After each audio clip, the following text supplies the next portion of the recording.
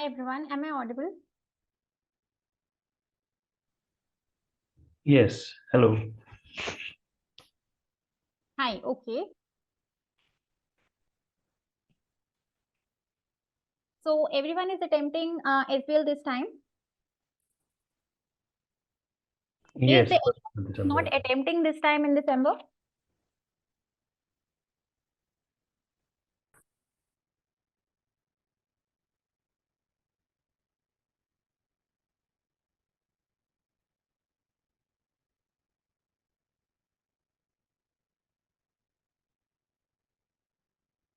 okay, and everyone has got a chance to look at this pre-scene.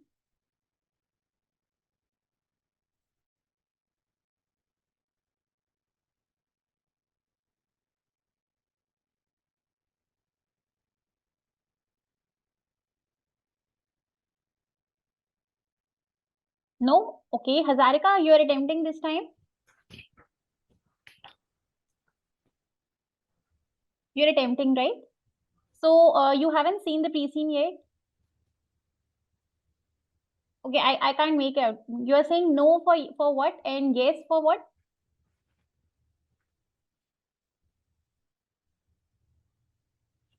Yeah, you can unmute yourself. Yes, my exam is on December, and I haven't seen the pre-seen yet. Okay, no worries. Okay, we'll take you through.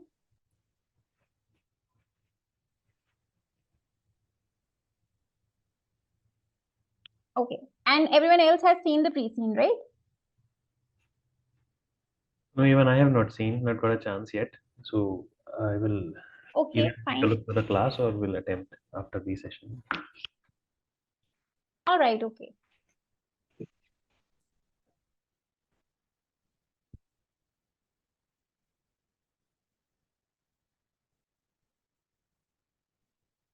So, hi everyone. My name is Archana Bakshi. I'm a qualified CA, and today I'm going to discuss, just introduction about me. I'm a qualified CA, and I'll be taking you through this pre-scene today. Now, what's our agenda for this session is that we are going to discuss the pre-scene. We are going to decode the pre-scene, and we are also going to see some possible questions based on this pre-scene and their answers, right? And I want this session to be very, very interactive. At least those who have read this pre-scene, please be very, very interactive in this session. I would also need your insights. Okay. So if we just see, so this is the first page of the pre-scene, and this is applicable for December 2025 exams. And this is the index of this pre-scene. If you have any queries, this is my WhatsApp number, YouTube channel, and LinkedIn channel. I'll be putting some more posts on pre-scene. Okay. This is my research. If you want, you can follow this so that you can, you can get notified whenever some new content is out. So these are the contents of the pre-scene. Now, the first part that you can see is the introduction. Then you have the industry information. Just give me 1 second. And then you have industry information in which the various types of guests are mentioned, the rating system which the hotels follow, the industry structure, the business models followed by the hotels, the revenue streams, what are the various sources of revenue for hotels is mentioned, industry challenges, what kind of innovation are the hotels doing, KPIs is mentioned, industry bodies also mentioned. Then now the main company that you have to that you will be tested in the exam is the level company. So a bit about the company's background is given, the sources of income, how they price their products. Products means their services. How do they price their services? Um, and then what risks the company is facing. Then a bit about the mission of the company, the vision of the company, and the KPIs of the company, right? This is a brief index of this pre-scene. Now this pre-scene starts with level company, level PLC. So it's a listed company. Level is a hotel chain in the country of Estland. Okay. The country is Estland. It's a fictitious country. Level owns and operates 35 high quality 4-star hotels. So it is high quality and 4-star, right? This basically gives us some hint that it is a differentiator company. Okay, because they are not giving basic services. It's not a basic guest room that they are letting out. So it's a 4-star hotel. And these 35 hotels are located throughout Estland, right? And mind it, they have 35 hotels, which means that they own these hotels. They own these hotels. Now, since they own these hotels, this means that they have a very high amount of building, high asset, right? So they are following a asset heavy model. Okay, later on I'll be explaining what is this asset heavy model and should they be changing it to an asset light model. Okay, we'll discuss this later. Then Level's target market is primarily leisure guests. So who are leisure guests? Leisure guests are those people who basically come on a vacation. They're not business travelers. They are on a vacation to enjoy the vacation.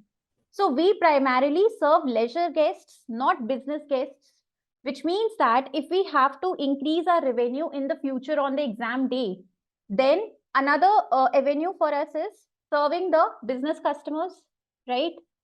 Later on, you will also see that this company Level is located in just coastal regions, rural areas. We are not in any towns and cities. We are not in urban areas. So maybe we should also try out expanding ourselves to urban areas, serving business customers, right? Now comes the hotel industry information. The hotels provide short-term accommodation to people who pay to stay in a hotel room. People staying in hotels are referred to as the guests.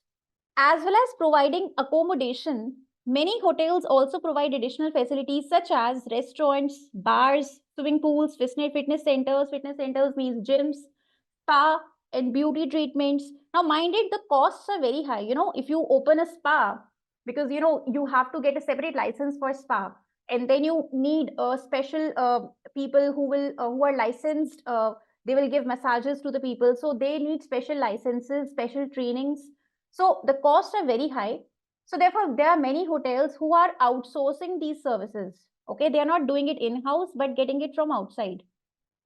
So spa and beauty treatments, spaces for private events, for example, weddings, conferences, and rooms for business meetings. My question is, are we providing all these services? Tell me. Is Level providing all these services? Restaurants, yes. What about swimming pools? What about wedding, conferences? The answer is? I think no. It's I no, mean, but yes, but it's. I mean, I'm confused because it's a 4-star property. So ideally, these properties are assumed to be, prevailing there. But as of now, the information is not specifically available. So I would. We'll see later. What are the services provided by this company? But it seems like no. Okay, but we'll see later. Next is the types of guests. A hotel's guests can be split into two broad groups: business guests and leisure guests. The two groups have different requirements from hotels. Business guests stay for work purposes, so they value convenience. For example, having easy access from the hotel to the client's places for meetings. So obviously they need convenience, like they need Wi-Fi, they need they want to take the hotel which is near to the client's place, right? They need conference rooms. Okay, their requirements are different. Now, what do the leisure guests want? Leisure guests are away from home for personal reasons. For example, on a vacation. So they tend to be more concerned with the facilities and the atmosphere in a hotel. They want beauty, they want scenic beauty, they want to be near to the nature, right? They are not concerned with Wi-Fi much, but they are here for the facilities, for the atmosphere and its local environment to help them relax and enjoy their stay. Leisure guests tend to be more price sensitive than business guests. See, obviously, business guests are funded by the corporates, right? Business guests are there to meet clients, they are there to earn money, and they are funded by, their travel is funded by corporates. So business guests are not that price sensitive as compared to leisure guests. And mind it, we are only serving the leisure guests, which means that our target audience is our market is very price sensitive. We should try, in order to have a high occupancy rate. If you see later in the pre-scene, it is given that our occupancy rate is low. Okay, our occupancy rate, and also we have seasonal demand, right? We have demand from October till March. If you see later, October to March are the busy time, right? And the rest of the months are off periods. So if we want a uniform demand throughout the year, we should target business guests, because business guests do not travel for leisure. They travel for work, and work is around the year. So try to target business guests because they are less price sensitive than leisure guests. Okay. And they typically stay longer. Okay. Leisure guests as compared to business guests stay longer, obviously. Now, another thing is, see, business guests would definitely not take hotels. They would not come and visit and stay in the hotels which are there in the coastal regions and the rural regions, right? So therefore, which means that we need to set up our hotels in the urban areas, right? Now we have the rating system. A star rating system from 1 star to 5 star is used to classify the hotels in S-land, with 1 denoting the most basic accommodation and 5 denoting the highest quality, which means that we are a 4 rating hotel, which means that we definitely are not a cost leader. We are not providing a bare minimum service. We are not giving a basic guest room. So we are a differentiator. The ratings are awarded by whom? The ratings are awarded annually by inspectors from the National Tourist Board. Okay. So National Tourist Board has affiliation with the government of S-land. So you can say it's a government body, it's a government board. And the name of this board is Visit S-land. Okay, so Visit S-land sends inspectors to the various hotels, and basis their inspection, they give ratings to the various hotels, starting from 1 star to 5 stars. Now they are based on, okay, these ratings are based on the room quality, the size of the rooms, the range of facilities available, and the quality of facilities available. Facilities means restaurants, bars, spas, etc. So what are the various, what is the range available, means what is the variety of facilities available, and the quality of these facilities. Then the service quality, the service provided by the staff throughout the hotel. Okay, so what kind of service provided? Okay, and range of facilities, for example, restaurants, bar, swimming pools, fitness centers, spas. The following table is indicative of the facilities which need to be provided to achieve a different star rating. So we have got 5 stars here. The first star is guest room. So if you have a basic guest room to provide, we give you a 1 star rating. But if you also have private bathroom, like there's a bathroom attached to the room, it's not a common bathroom for everyone, but it's not a shared bathroom, it's a private bathroom for every room. If this facility is there, then you get 2 stars. But if there is restaurant also, if there is breakfast also, breakfast plus bathroom plus guest room, you get 2 stars. And then if you also have, other than these 3 things, if you also offer restaurants, bar, and your bar and restaurant also offers food and drinks, plus wide range of amenities in guest rooms. Example, there is Wi-Fi, TV, ironing equipment, complimentary tea making machines, coffee making machines. Okay, so if these facilities are available, you get 3 stars, right?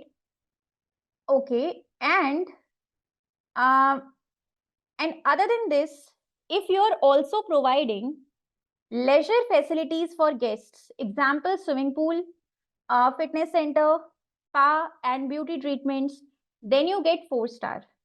So our company level is a 4-star company, which means that we definitely are providing our rooms, our hotels definitely have a swimming pool, a fitness center, spa, and beauty treatments.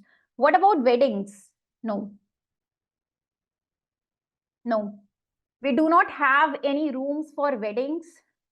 It doesn't seem like we have any rooms for conference rooms. We don't have wedding rooms. We don't have, right? Now, who gets 5-star rating? If there is a personalized service available, chauffeurs are provided to you, fine dining restaurants are available, then you get a 5-star rating. So we are a 4-star rated hotel. And mind it, these ratings are not given by the customers. These ratings are given to us by the Visit Island. Visit Island, which is a national tourist board. Okay, now tell me, till this, every point is clear. Any doubts anywhere? Yes, all clear. Yes, Nishita, I know that.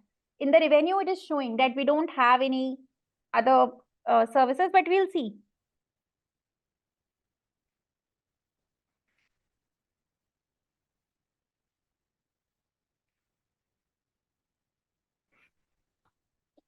Okay.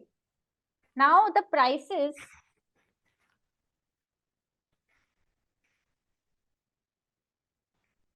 The prices a hotel charges for its rooms typically reflect its rating. Obviously, a luxury hotel is going to charge much more as compared to a basic hotel with a rating of 1.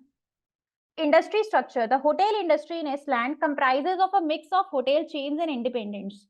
Now, there are some hotels which are independent, means they are one and only, means they don't have any other hotels, okay, running under their brand. So we are a chain because we have 35 hotels. So Level is a chain, it's a hotel chain. Hotel chains are the businesses which operate a number of hotels. The hotels in a chain typically share a brand name, and they often have standardized designs, and they have quality standards, meaning guests have a similar experience if they stay at different hotels. So whether I stay in a hotel, let's say Lemon Tree. I think Lemon Tree is also one hotel, right? So if I stay in Lemon Tree of Delhi, or if I stay in Lemon Tree of Bangalore, the size of the room, the design will be the standard design, quality standards are the same. So I get to have the same experience whether I stay in Mumbai or Bangalore, or whether I stay in Delhi or Bangalore. So meaning that guests have a similar experience if they stay at different hotels within the same chain. Hotel chains typically have a single website where guests can make bookings for any of the hotels in the chain. Now, what are independents? These are the businesses which operate a single hotel. It's just one, okay? They only have one property, they only have one asset, one building. They only have one building. So these are the businesses which operate a single hotel rather than being part of a chain. Operating independently allows greater flexibility. You know what? Basis this, because they have introduced this independent business. This basically means that in the exam, we might acquire some hotel chain or some independent hotel. There's a high chance that in the exam, we might be acquiring some company. It could be a chain, it could be an independent business. So operating independently allows greater flexibility and enables the hotels to offer a unique experience to guests. However, they cannot benefit from the economies of scale which are available to hotel chains.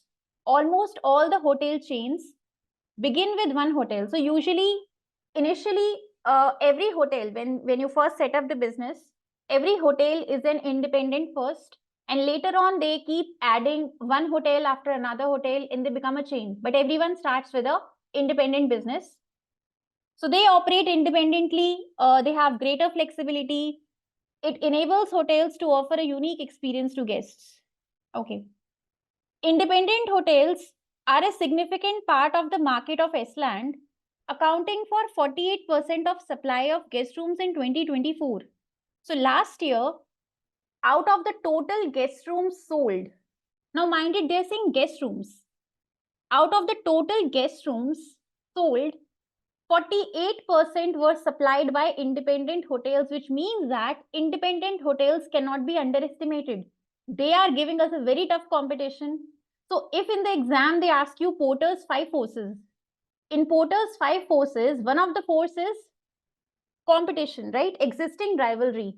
So we are facing competition not just from the hotel chains, but also from independent houses, independent hotels, which account for 48% of the total guest room supply in 2024. It's almost 50%, right? Why? Now the question is why people prefer independent hotels? Because they have unique design. There's a lot of flexibility, a lot of options. However, there has been consolidation within the industry in recent years due to the hotel chains buying up independent hotels. Okay, what do you mean by consolidation? Basically, mergers and acquisitions have happened in the past in the industry, because of which there were many chains which have acquired independent hotels. Okay, many chains have acquired independent hotels. Okay, and larger chains acquiring smaller chains.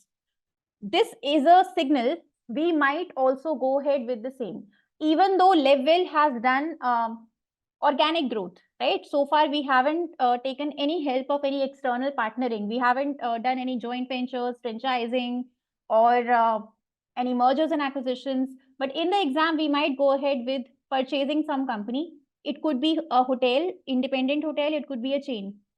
So, okay, there is intense competitive pressure between the hotel chains. So the existing rivalry is intense. So if in the pre-seen only, it's very clearly given. So in the exam, if they ask you Porter's 5 forces, if they ask you to understand the industry's attractiveness, okay, this hotel industry's attractiveness, then you can definitely make bring out this point that the existing rivalry is intense because we are facing competition not just from chains but also from independent businesses, and also quote this fact that in 2024 the total out of the total supply of guest rooms, 48% were 48% contribution came from the independent hotels. Okay, fine. Now hotel chains in S-land have also increased their number of hotels through organic growth and through partnering arrangements. Okay, but we haven't done so. We haven't taken any help of any partnering arrangements. We have done simply organic growth, which means that all the 35 hotels are ours. We have opened them up on our own. We own them. Next, now see the business model. There are 2 main operating models for the hotels in S-land. First is owner managed, second is franchised. Everyone understands franchisee model? Yes. Yes. Okay. Franchising is very, very important. Definitely there's going to be a question in the exam on franchising. So please understand franchising, pros and cons, risks, everything. I'll be giving you notes also, don't worry. Okay. First is owner managed. The owner controls and manages all the hotel operations and is wholly responsible for the strategies and the performance. In this context, the owner could be either a chain or an independent hotel business. Okay. Next is franchised. The franchisee model involves a fee-based agreement between a franchisor and the franchisee. The franchisor allows the franchisee to use its brand name and its systems. For example, its website, its reservation system, booking system, website, etc. So basically, if I am, let's say, if I am Marriott, then I'm Marriott, okay, and I basically, let's say, Ronak. We have Ronak, right? So Ronak asked me that for the franchising rights. So I sold my rights to him. He can use, he can run a hotel in my name, but every month or every year or every 3 months, he has to pay me a percentage of revenue or a percentage of profit that he's making from this outlet, from this hotel, right? Now, what does Ronak get from me? Ronak gets to use my brand name. Okay, he can run the hotel under my name, Marriott. One. Second, Ronak also gets to use my website and my infrastructure, my IT infrastructure. So basically, let's say Ronak's Marriott is in Delhi. Okay. Now, if I'm a customer, I want to stay in Delhi's Marriott. So I get to use the same website, a common website. Okay. Ronak doesn't need to invest in a separate website for his own franchisee, which means that even his customers can use a common website or a central or a integrated website of the company. So Ronak gets this benefit from me, right? His customers can use my infrastructure. The franchisor, which is Marriott also provides guidance and support to Ronak. For example, marketing. So basically, I'm going to help him with marketing. So all the marketing spend would be mine. Okay, I'm gonna guide him how to run the business better, what kind of training should he provide to his employees, to his staff, how to greet the visitors when they come to visit and stay, some soft skills training. All this training can be provided by the franchisor to franchisee. The franchisee pays a fee to the franchisor for the use of its brand name and its systems. It could be lump sum fee, it could be some monthly fee. Okay, the franchisee pays a fee to the franchisor for the use of its brand name and its systems. So, two kinds of payments are made in a franchising arrangement. Ronak is going to, in order to purchase my rights, he will first pay me a lump sum amount. Okay, let's say 5 crores, 10 crores. So that's a lump sum which I get from him. But then every month from his revenue, he has to share a percentage with me. Right? Okay. So don't you think that franchising is also a way of raising money? Like it's a source of finance for the company. Like with franchising, you not just expand your business without any investment, you also get easy money, right? So one way is, raising money through shares, raising money through debts, raising money through franchising also. This is fine, right? So it's a source of finance. Yes, correct. It is. Yeah, okay. So if in the exam, we are facing some major, cash crunch, we are short on cash, we can definitely explore this franchising model.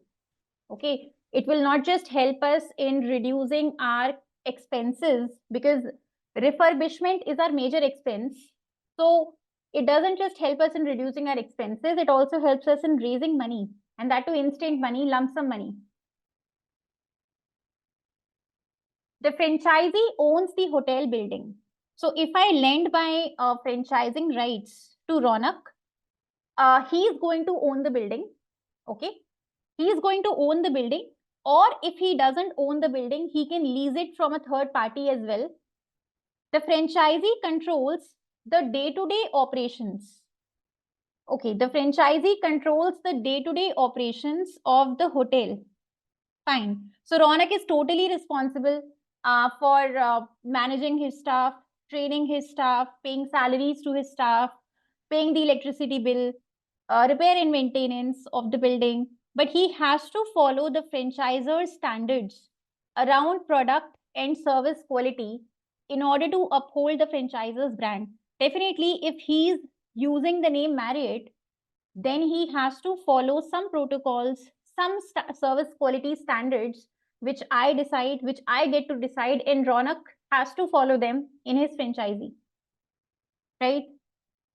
The 5 largest hotel chains in Estland accounted for 23% of the total supply of hotel rooms in 2024. Okay, see, independents contributed to 48% of the hotel rooms, which was sold in 2024, right? Remember this figure, 48%. And the hotel chains, 5 largest hotel chains, accounted for 23% of the total supply of hotel rooms in 2024. Okay. That figure 48% was for all the independent hotels taken together. And this figure 23% is only for the 5 largest chains. Understood? Now, are we in this largest 5? No. We are not, right? The 5 largest chains some of these chains means these 5 chains use an owner managed model while others use a franchisee model. Fine. So out of these 5 chains, some are following owner managed model, some of them are following franchisee model. Now, what are these chains? One is Beston, Travelwise, Vacant, Yelton, Hyatt. Okay, Hilton, basically Marriott. Okay, this is how they have changed the names basically. So these are the 5 chains, and mind it, these are chains. These are not independent. Okay, and we are not in the first 5. Level is not in the first 5. Fine. Now, what is the rating of these hotels?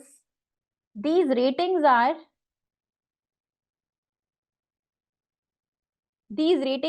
3 stars. Okay, we are a 4-star hotel, but we still don't fall in the first 5. Whereas Beston is a 3-star hotel. Beston is a 3-star hotel and it is still in the first 5. Is it giving better services than us? Okay, Beston has 3-star rating and number of hotels of Beston in Estland. Okay, naturally so. See, we have just 35 hotels and they have 504 hotels. Okay, that also has a major impact. And number of rooms in their hotels. So a total number of rooms in all the 504 hotels are 75,600. Then percentage of total hotel rooms in Estland, they have 10.5%. So out of the total hotel rooms in Estland, their rooms account for 10.5% of the total hotel rooms. So if, let's say if the total in the country is 100, 10.5 is of Beston. So they are a very, very large hotel. And average number of rooms per hotel is 150. Average number of rooms per hotel is 150. So how do we get this figure? This column 6, column 4 divided by column 3, right? 75,600 divided by 504. 75,600 divided by 504 will give you rooms per hotel on an average. And they are using an owner managed model. Okay, they have invested a lot of money in their assets.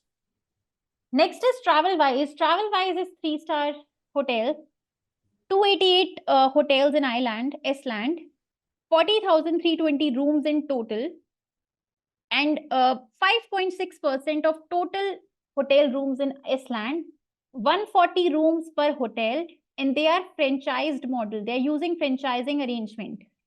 Next is Vacant. It's a 3-star hotel, 175 hotels, 25,200 rooms in total, 3.5%. Okay, this is franchised. Next one is also franchised. And Hyatt is owner managed and it's a 4-star hotel. Just like Hyatt, we are also 4-star. We are also owner managed, but our hotels are just 35 as against theirs, which is 90. Okay. And how many rooms do we have in these hotels? Do you remember? Okay, we'll see later.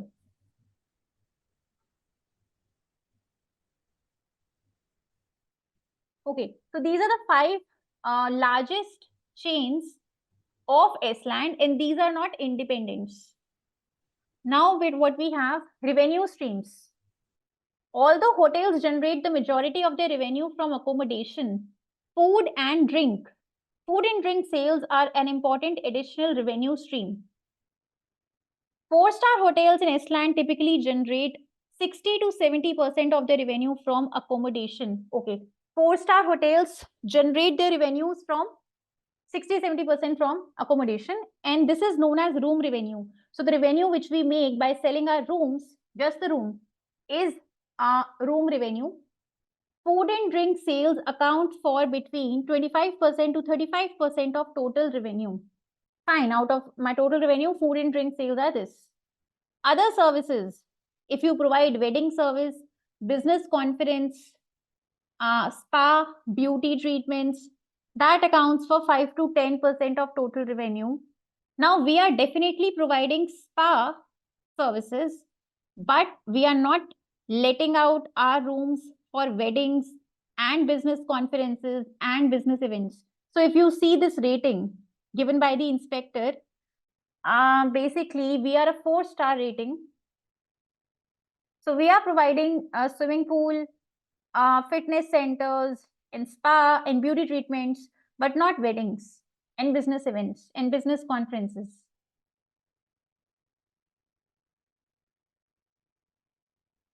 So the restaurants and the bars in many hotels are open to non-residents. Who are non-residents?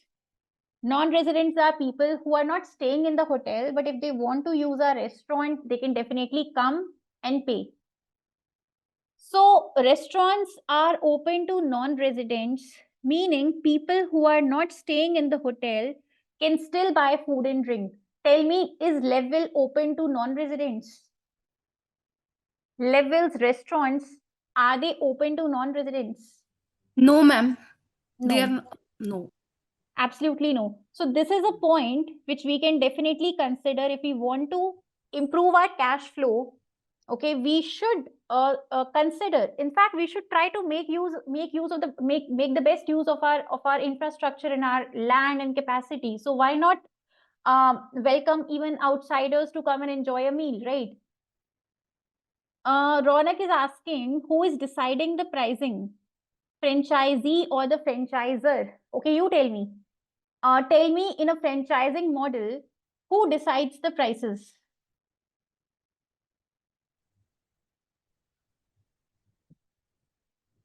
In a franchising model, who gets to decide the prices? Franchisor. Franchisor decides. Yes. And franchisee has to follow. And franchisor decides the discounts also. So franchisee has to follow.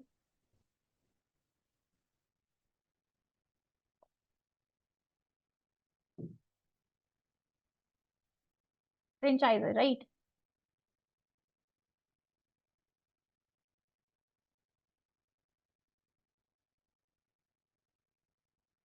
So the restaurants are open to non-residents, but Level's restaurants are not open to non-residents, and God knows why. I mean, why did they decide not to be open to non-residents? Okay. The operating profit margin for the hotels in Iceland is typically around 10%. Okay. The industry's operating profit margin is around 10%. What is our operating profit margin?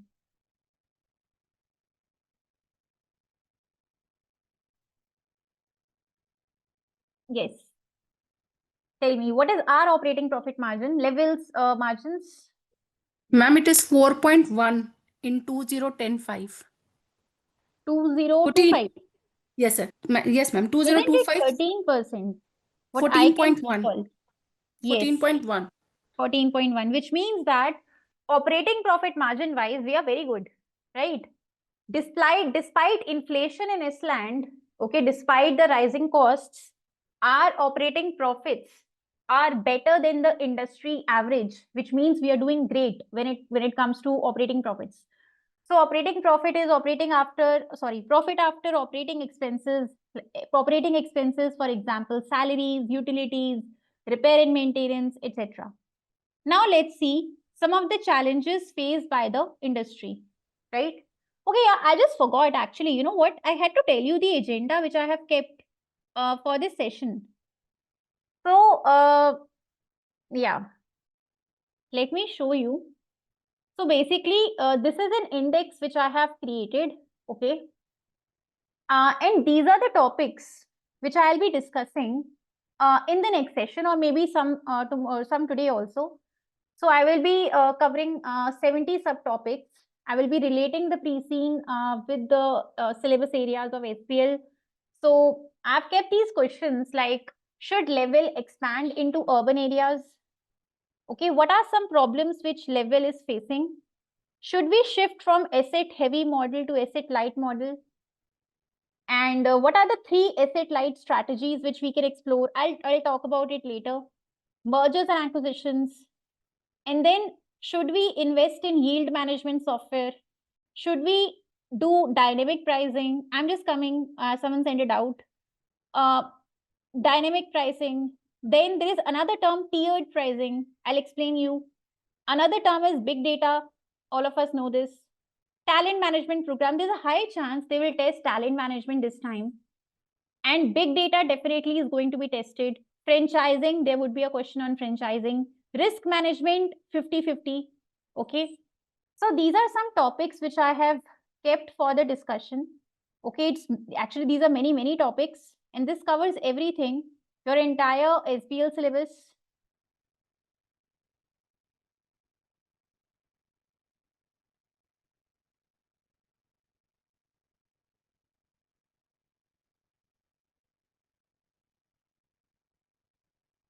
Okay, Bhaskar is saying good operating profit margin also means they are compromising the quality of service.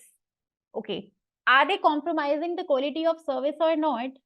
We have to check this from the last page of the pre-seen. Everyone, please open the last page of the pre-seen.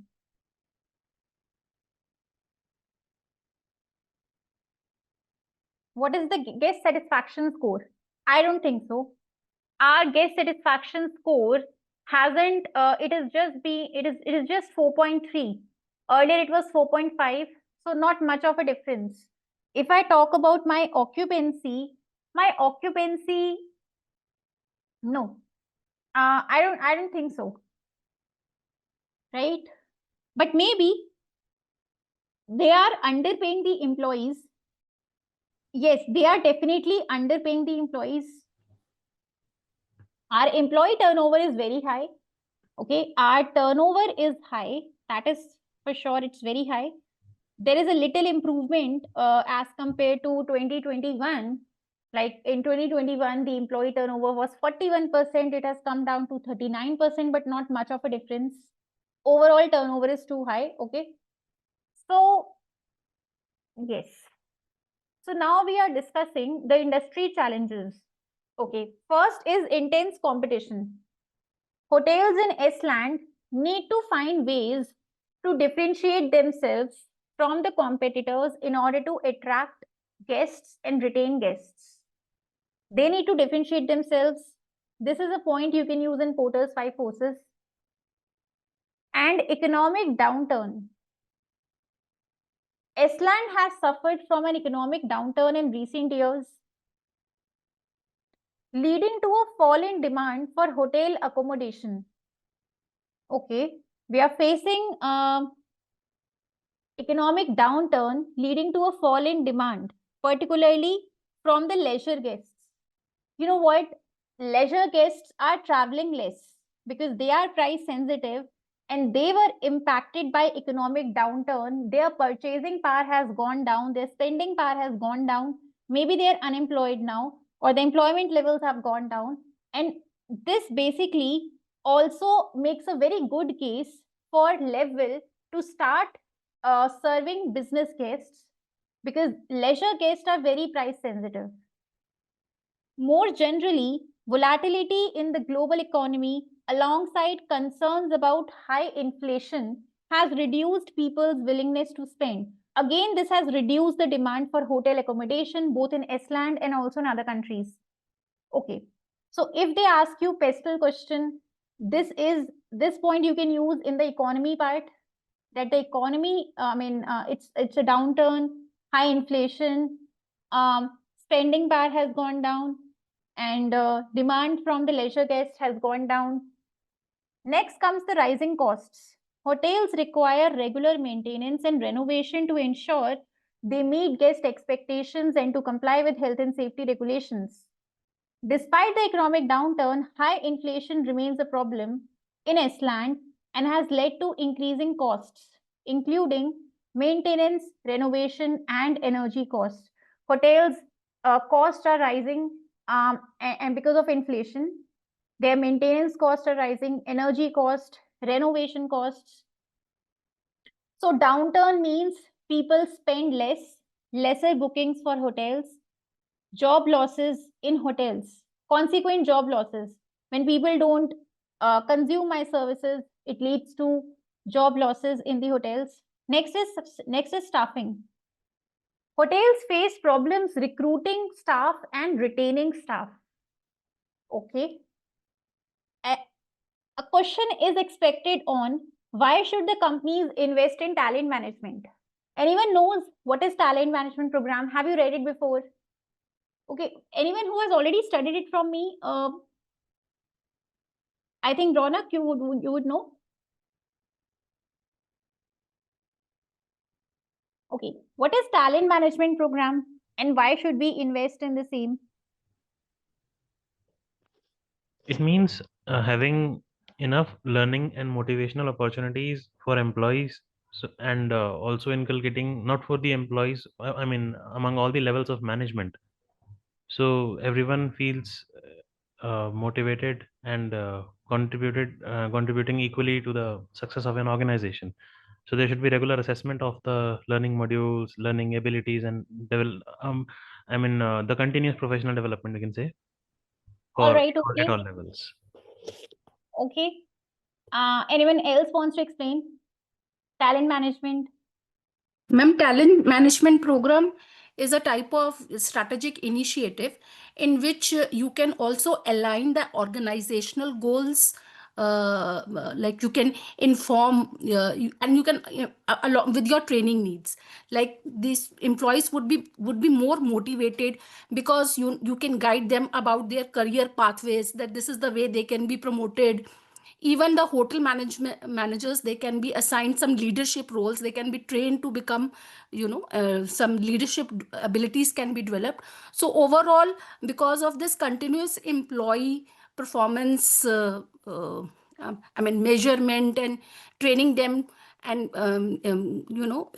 giving them more structured learning, so I think it will help in increasing the employee motivation as well as performance. Absolutely correct. And pushing intrapreneurship is another. Entrepreneurship, absolutely. Yeah. What do we mean by entrepreneurship, anyone? Yes, you can continue. Yeah. Giving the employees a space so that they think like an entrepreneur and give the good input and valuable input to the company for Yes. growth and all. That's Yes, why the absolutely companies correct. nowadays are coming up with CPO rules. With what? And the companies nowadays are coming up with CPO rules. Now they are appointing a CXO post like CPO, Chief People's Okay, yes. Officer nowadays. Absolutely correct. And you know what? Our turnover is already very, very high. And and we already have a employee recognition program. Later in the pre-scene, we are going to see that we have a recognition program, but that's not enough. We need to have a formal talent management program. I'll discuss later. Don't worry. Some of you who are not aware of what this program is, we'll discuss this in detail. Okay. So hotels face problems recruiting staff and retaining staff, and employee turnover is very high. Why is it high? Because of relatively poor rates of pay. Now, our employees, most of our employees are part-time workers. So, due to poor rates of pay, due to long working hours, anti-social working hours, anti-social, basically here they're trying to say late nights. Okay, society enjoys on weekends and they go on morning walks on on a daily basis, but here the hotel staff is expected to work night shifts, very late night shifts, or early mornings and weekends. So these are anti-social working hours and affecting employees work life balance. Okay, this is another problem which the industry in Estland is facing. Next problem that we are facing is, now don't you think this point can go in Porter's 5 forces? Tell me, the staffing part.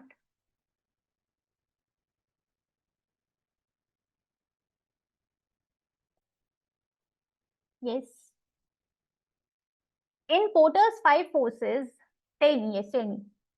Can it go somewhere in 5 forces?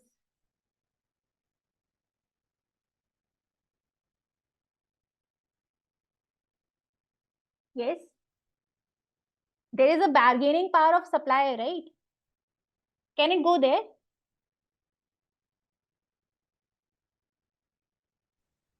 Yes, it can. It can, because employees are our suppliers. They are providing us with services, right? So they are our suppliers. But do we have a high bargaining power? Yes, they are leaving us. Our turnover is already very high. Industry turnover is high. Levels turnover is also very high. So they have a high bargaining power. They are leaving us. They are leaving us. So this you can definitely use in 5 forces if they ask 5 forces in the exam. Okay. Next is seasonality. The demand for the hotel accommodation is seasonal, particularly from leisure guests. Definitely. See, they travel for leisure. They are traveling for fun. So they usually travel in summers or around some events or, but business guests travel throughout the year. Within each year, most hotels have a peak season when the demand is high and an off-peak season when the demand is low. For level, the peak season is October to March. You will see this in the pre-seen. Hotels need to look for ways to attract guests and to manage the variable costs during the less busy season. Okay, next. Revenue management and pricing. How do the companies do revenue management and pricing? Maximizing the revenue while maintaining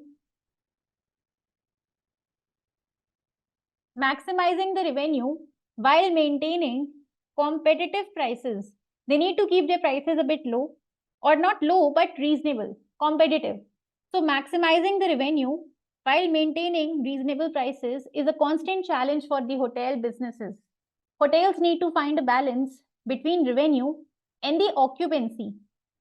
While increasing the prices charged for accommodation will increase revenue and the profitability per room, higher prices will reduce the demand for rooms. Higher the price, lower will be the occupancy. So therefore, a balance needs to be maintained between occupancy and the prices charged. Next is threat from new business models. The hotel market faces competition from home sharing models in which guests pay to stay in people's private homes as an alternative to staying in a hotel. So this is a major challenge and a major threat which the hotel industry is facing.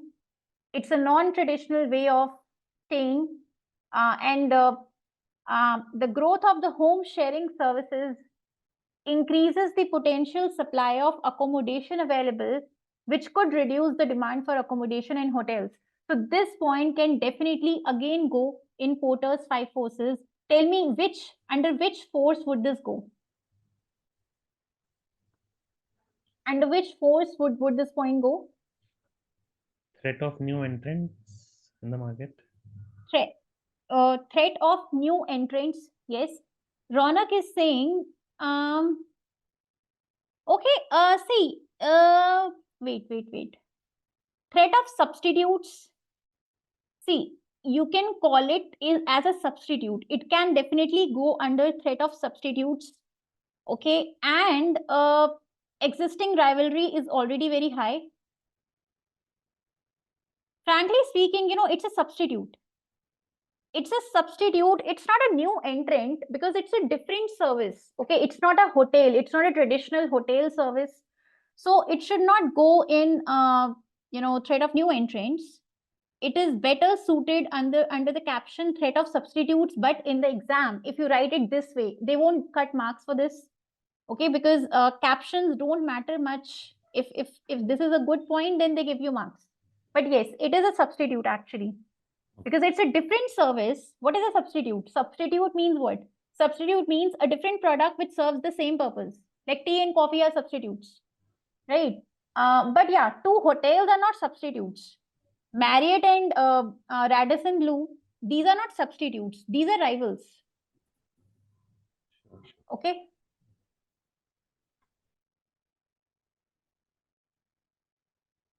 So definitely it should go under substitutes. Who said this?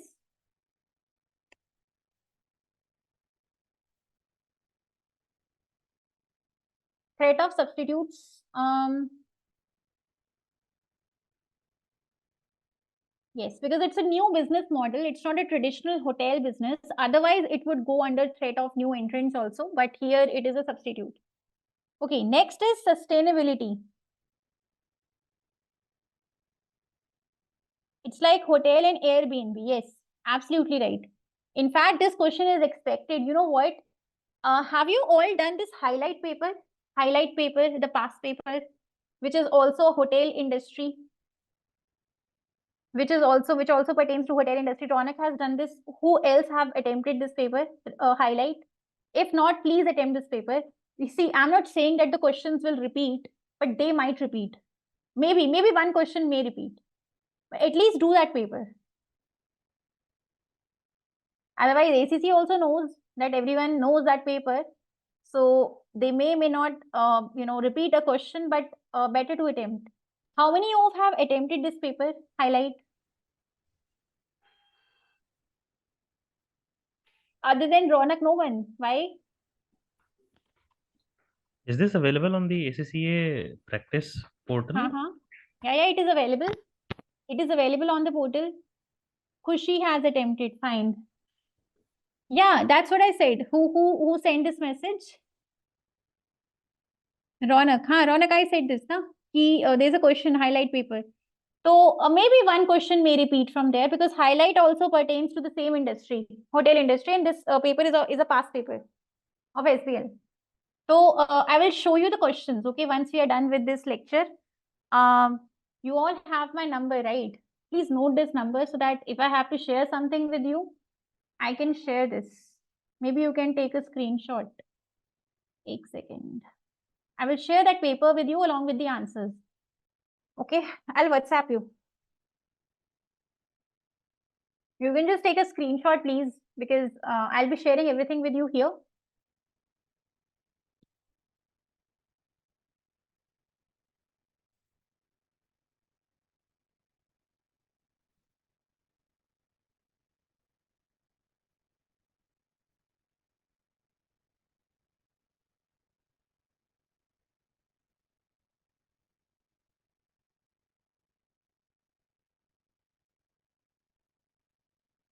Yeah. So now we are on the revenue management and pricing. Now maximizing revenue. Okay, this we have seen. Sustainability, yes. Sustainability. As society becomes more concerned about environmental issues, again, another expected question is green customers. What should we do? What should level do in order to attract green customers? Okay. As society becomes more concerned about environmental issues, factors such as hotels' carbon footprint, its energy consumption, water consumption, and the amount of waste it generates could influence the guest's decision about where to stay. As a result, hotels need to find ways to make themselves more sustainable, for example, by reducing their carbon emissions, by reducing energy usage, water usage, and by encouraging recycling. Another expected question, I will give you a list, don't worry. What to do to attract the green customers? So maybe you can have those low level, what do you call it? There are some faucets and taps which generate less flow of water as compared to traditional taps and faucets. There are some showers with shower heads which basically generate lesser water. There are flushes. But I'll give you some, there's many equipments which use lesser energy and lesser water as compared to traditional equipments. Okay, we'll talk about this later. Then environmental concerns could also have a negative impact on demand, particularly from business guests. You know what?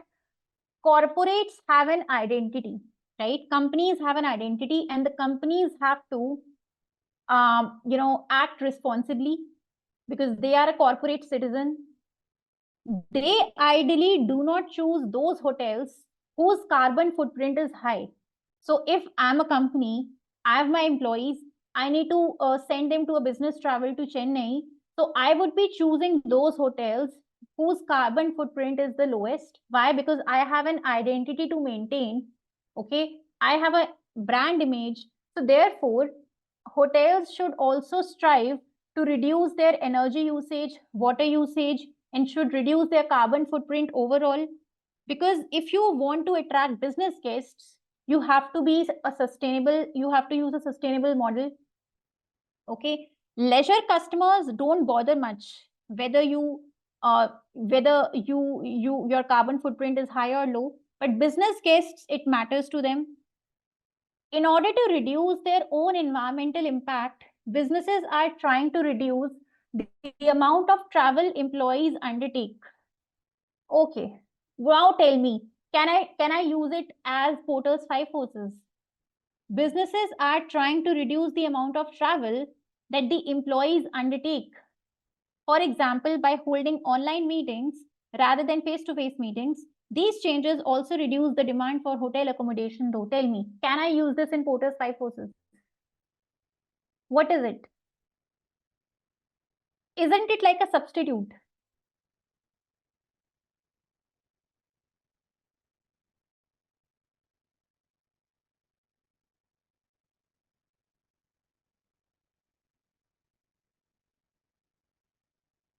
Isn't this like a substitute? It is a substitute to travel. See, it's a substitute to travel. So if I talk about Ola, if I talk about Uber, what are the substitutes to Uber? Public transport, metros, railways, cycles, and walking on foot, and people using their own cars.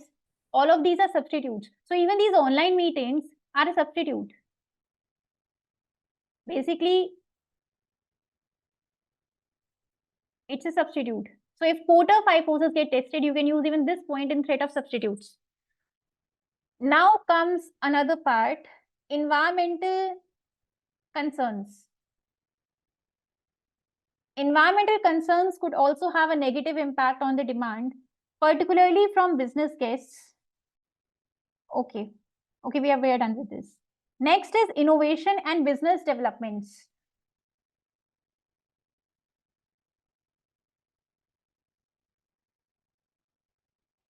Innovation and business developments, automation and technology. In response to guests' desire for speed and convenience of checking in and checking out, many hotels offer guests the option to use mobile devices and apps to check in and check out of their rooms quickly. So with my mobile phone, I can use it as a key, as a door key, and I can check in and check out, and I can use mobile apps, and I can complete all the check-in, check-out formalities on the application itself. I don't have to stand at the reception and wait for the check-in formalities to complete. Now tell me, does Level have this mobile app? Level has any mobile application? Yes or no? Ma'am, they just have a website. They don't have mobile app. They don't have a mobile app?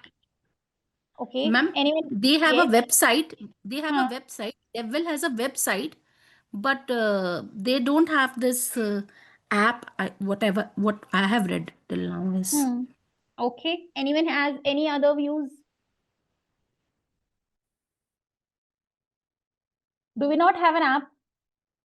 Tell me, do we have an app for employees? Do we have a mobile app for employees?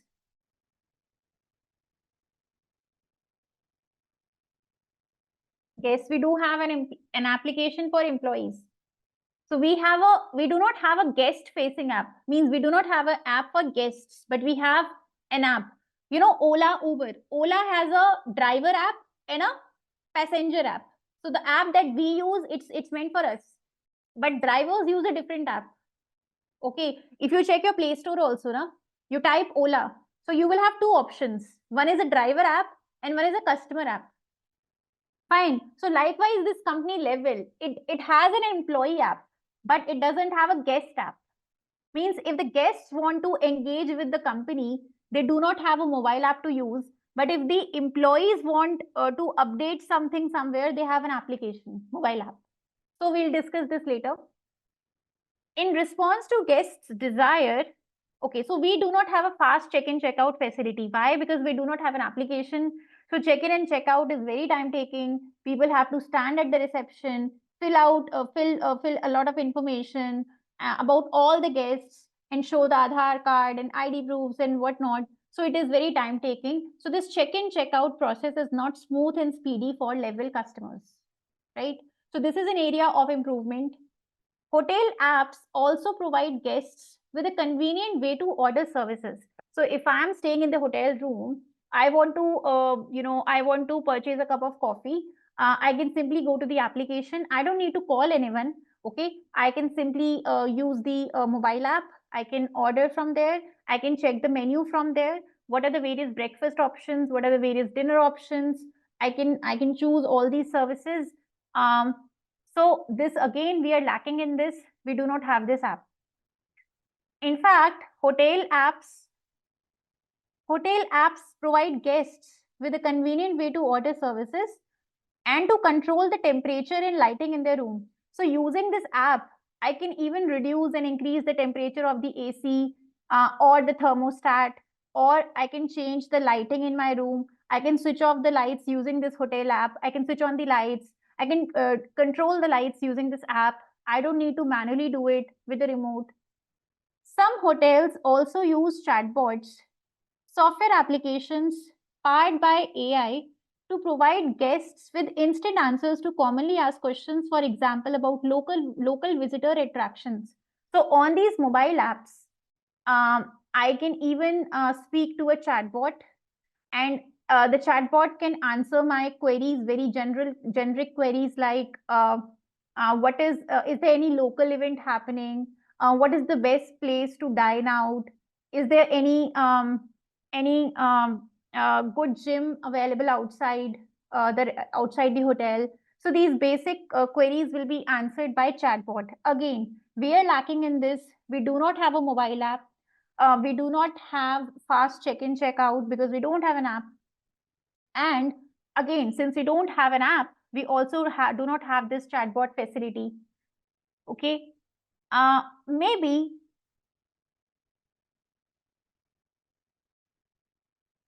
can we say this is a disruptive technology? This is not exactly disruptive. I would say disruptive if you talk about disruptive technology, because this was tested in highlight paper also. Disruptive is this Airbnb thing. When people are starting to use their homes, when people are staying in the homes of people and not using hotels, that is disruptive. This is a technology, but not very disruptive.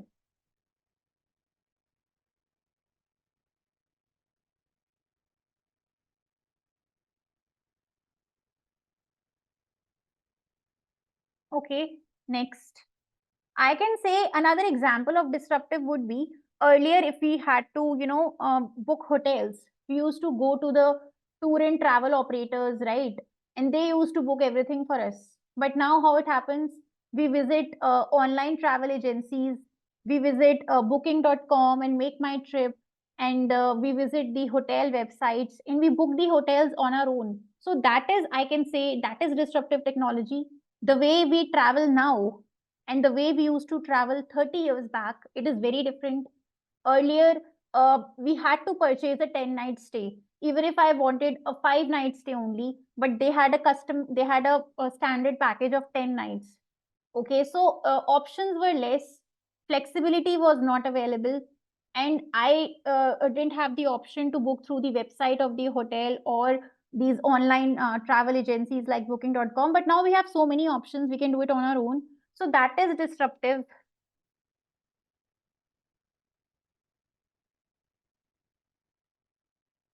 OYO is disruptive or not? OYO in the sense, I mean, in what sense you want to say OYO is disruptive?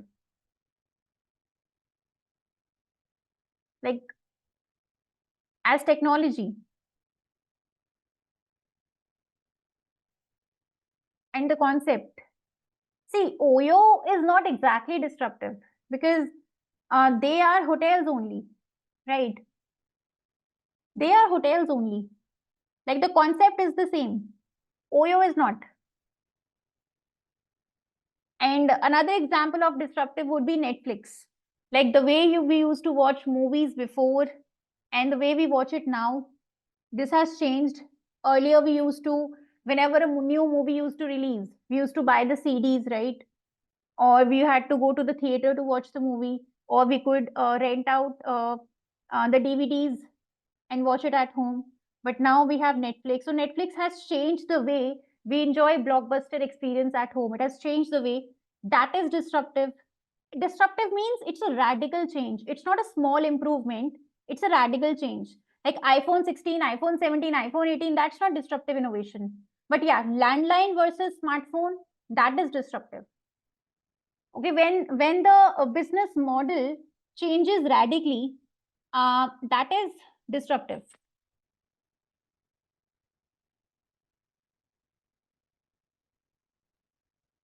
iPhone 1 was disruptive over what? See, you need to compare two things now. I'm saying iPhone 16 versus 14, that is not disruptive. But iPhone 1 was, how was it disruptive? See, smartphone in general was disruptive, no? How can you attribute it to iPhone itself? Smartphone, no? Call it smartphone. Why are you saying why are you saying iPhone? Smartphone. Smartphone over landline. Okay, not iPhone per se. Okay.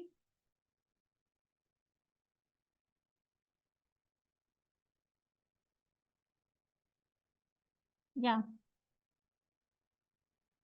ठीक है, तो smartphone over landline, that is a disruptive innovation. You're saying first fully touch iPhone. अगर होगा ऐसा, see, if you're what you're saying is right, then yes. So you Bhaskar is saying Hazarika is saying it was a first fully touch phone, iPhone only. Others were keys plus touch. Okay, if that is the case, then yes, definitely it was it is disruptive innovation.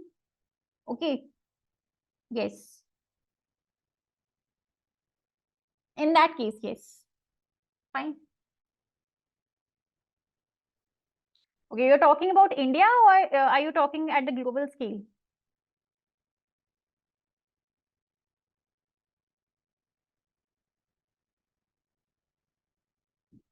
Yes, Hazarika, you're talking about in India? Okay, fine. Fine. ठीक है. Okay, so basically, when I say something is disruptive, I am comparing it with something else. Okay. Fine. Then definitely iPhone 1 you can say, if the previous phones were simply what do you say? But then you know what? We compare technologies. Okay, you can't say iPhone 1 was disruptive. You can simply say that this touch technology was disruptive. Okay, you can put it this way, that the touch technology was disruptive over the other phones which were just key enabled. That's how you can put it. Okay.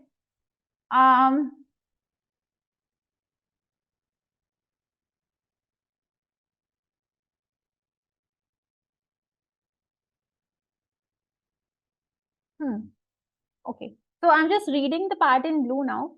So many hotels allow the guests to use their mobile phone, open the hotel's app, check in digitally before even they arrive. So even before you arrive at the hotel, you can complete your check-in formalities, check out using the application when they leave. So during checkout also, you don't have to wait at the reception and waste your time.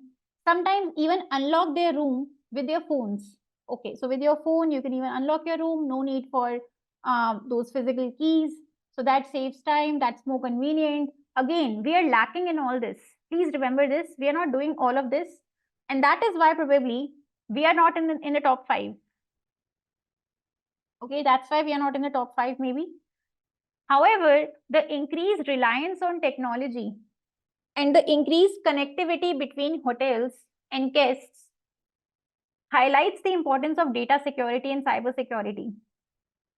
Iceland has strict data protection laws designed to protect personal data.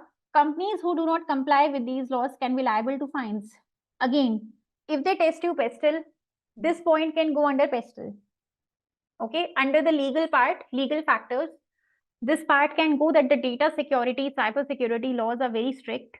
And this also makes a good case for a question on cyber security importance getting tested in the exams. You know what? We do not have an IT director. Do we have an IT director? Yes.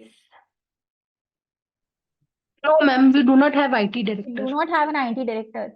And we are an IT company, like IT in the sense we have an HMS. Okay, we have a employee application. We have hotel management system. We have a website. We have a lot of data. Still, we do not have an IT director. So this is something missing. This is a weakness in the board structure. Okay. So a question can come on why should we invest in cybersecurity? What are the benefits of the same?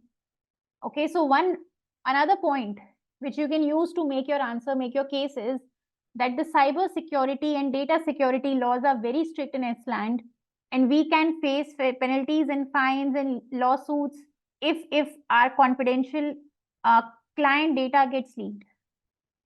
Fine. So you can use this point. Now, tell me, yield management. Are we using yield management in level? No, ma'am, we are not using yield management software. We are not using yield management software. Absolutely right. What is yield management? Ma'am, yield management is a type of the software analyzes data based upon the historical trends, past bookings, as well as the current trends going on, like if there is some local event. And with the help of this software, the hotels can can maintain a balance between occupancy and the room price. So it helps in dynamic pricing based upon the demand. Absolutely. So what is yield management? See, not just hotels use it, airlines use it. If you visit a website and basically, let's say booking.com or some other website, and you want to book a flight, okay? You check the prices in the morning for Indigo and you check the prices at night. Do you think they remain the same in a single day or even after 5-6 hours? Do you think there's a fluctuation which happens? Yes. It happens. It happens. Hazarika, it happens. Like throughout the day, fluctuations happen. And in morning and night also, a lot of fluctuations happen. How is the company fluctuating the prices? It fluctuates a lot, yes? It fluctuates a lot. Okay. Why? And what are the factors basis which it fluctuates? We can say seasonality and search pattern for a particular destination during some specific days or week, especially Yes. during weekends. Yes. Number of searches by different users or individual users, that affects the differential, it starts the differential pricing. Yeah. So how many people are looking at those flights? How many have already booked? How many seats are left? And what my competitors are charging? What is the demand? Okay, is it a weekday? Is it a weekend? Website traffic, rightly said, Hazarika. Your name is Hazarika, right? My surname is Hazarika. I'm Bhaskar. I'm so sorry. I'm so sorry. No issues. No Earlier, issues. I addressed you correctly, but I thought Hazarika is your name. No, Okay. Fine, it's fine. okay. Yeah. Okay, hi. Okay, Bhaskar. Fine. So yield management softwares are used, okay, for this purpose, okay, for dynamic pricing. And it's a very good way to make sure that your prices are neither too high and nor too low. If your prices are too high, it will lead to a very low occupancy, okay? And if your prices are too low, then it would lead to loss of revenue, right? So what this company, what level is doing as of now, they decide their prices in the beginning of the year itself, and they keep the price static throughout the year. Okay, it's just that the hotel managers have a leeway. They are given a liberty to give a discount of up to 25%, but the prices remain fixed. The prices are decided in advance of the year, and it remains static throughout the year. Now, the problem with this kind of pricing is, let's say on a given day, Ed Sheeran, the singer, Ed Sheeran is coming to Iceland near the hotel. Don't you think the demand for the hotel would be too high at that time? But we are still charging a very low price, which was decided 12 months back, right? So if a major event, a very good singer, if an international singer is, visiting a place which is just near the hotel, the demand for the hotel would shoot up. Yet my prices are too low, which means it is causing loss to us. So therefore, always follow the dynamic pricing model. Okay, fluctuate your prices basis factors and using artificial intelligence. So we are not doing this currently, and we should be doing this. Fine. So in the exam, they can again ask you the benefits of investing, the benefits and the problems with yield management software. Okay. So I'll tell you how will they make the case. In the exam, they're going to tell that, maybe the CEO wants to invest in yield management. Okay. But someone else is objecting to it. Okay. They have raised some concerns on this yield management software. Now you are being asked to recommend whether you agree with the views of this manager who is objecting to investing in yield management. Fine. So they can ask you, give the pros and cons both. So then you have to give the problem areas as well as the positive and the negatives both. Okay, I'll give you an answer for this also. Okay. So this is the need for hotels. The need for hotels to find the optimal balance between revenue and occupancy has encouraged the use of yield management. Yield management software allows hotels to use data analytics using AI algorithms to adjust room prices almost in real time. So these prices change in real time, and this price fluctuation happens automatically, not manually. And many companies, especially airlines, use this software. Yield management software draws on historic information about demand and seasonality. Okay, so they predict that in the month of August 2026, the demand shoots up. So, basis this, they will also shoot up the price in August.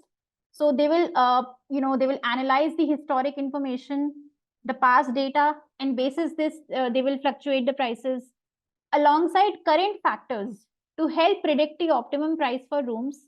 Current factors include bookings. How many bookings have already been made and how many rooms are left? Room availability. What is my competitor charging? What are the market conditions? Example, any events taking place in a local area, any Suraj Kund Mela happening, or some, Ed Sheeran or Taylor Swift or someone else is coming and doing a show there, which could affect demand for the rooms. When predicted demand is low, prices are also lowered to try to increase the demand. When the predicted demand is high, prices are increased to take advantage of the opportunity to achieve higher profit margins. Airlines use this too. Okay, next is sales and leaseback. But before we do this, can we take a break? Yes. Yes, we can take a quick Yeah. break. Yeah, sure. Let's take a break till 5, and then we are going to continue till 6:37, and this session will go until 8 p.m. I hope you are aware of this. Okay. No, initially it was showing for just 120 minutes, so I was. It was but no showing worries. 120. Yes, Okay. yes. No, we have the session till 8. I hope everyone is available. Yes, I mean, we can continue. Okay, fine. So we are taking a break till 5. And please send me a hi message on WhatsApp so that, I can share all the notes with you, all the possible questions. Okay. Yes, you will get a recorded session also. It will be posted on my LinkedIn channel and VGLD's channel also, a LinkedIn account. So if you want, you can follow me on LinkedIn as well. Okay, but the recordings might be available on Monday or tomorrow.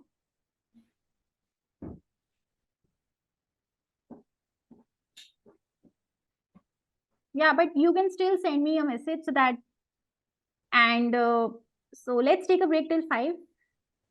Do we have a session tomorrow as well? Yes, we have a session same time, 3 to 8. Okay.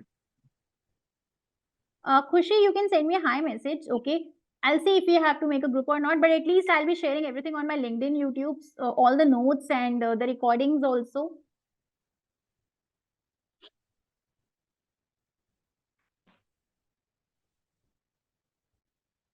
Yes, okay. So let's meet at 5.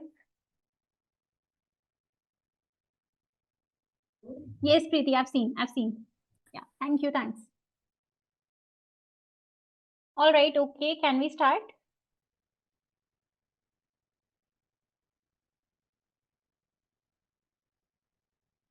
Yes, can we start?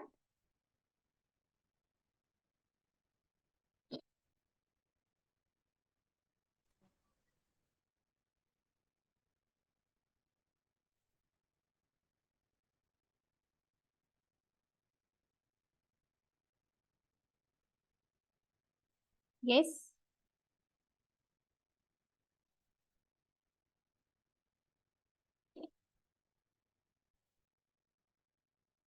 All right, okay. I hope everyone has sent me a WhatsApp message. Okay, and also let's get connected on LinkedIn. So you can send me a request on LinkedIn too, because I'll be posting the notes there itself.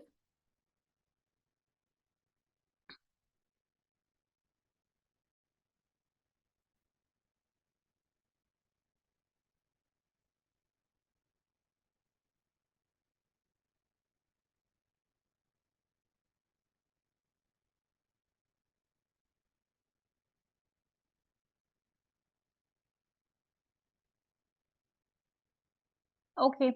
All right, okay. So far, whatever we have discussed, do we have any doubts, anyone? Yes, Khushi, I can send you on WhatsApp if you're not there on LinkedIn. But then you have to send me a message. I think you have already sent me a message. Yes, Yeah. ma'am. Okay. Okay, just one more thing. I just checked out. Okay. Yes, Ronak. Yeah. So basically, the first full touch screen was launched by a company LG Prada. Okay, and post that Apple iPhone came, the first iPhone. Okay, so the first fully touch phone, like with no keypad, was by LG Prada. Okay, and post that, but yes, no doubt, Apple popularized these phones. Okay, Apple was responsible for the same. So where were we actually? We were on page 7, I guess. Were we doing yield management?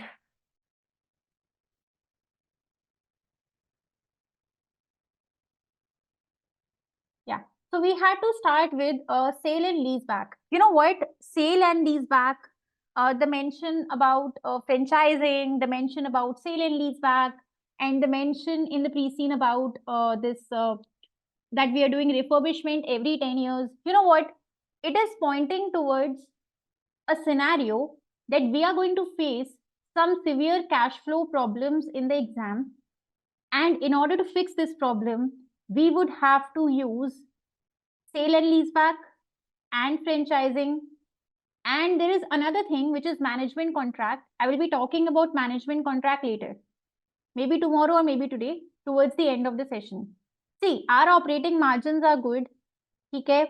Our revenues have increased over the past 5 years, despite inflation. But they have talked about sale and leaseback. So they have given sale and leaseback for a purpose. So the chances are high we are going to convert from an asset heavy model to asset light model. Okay, so I will be doing this. Now let's read the sale and leaseback part.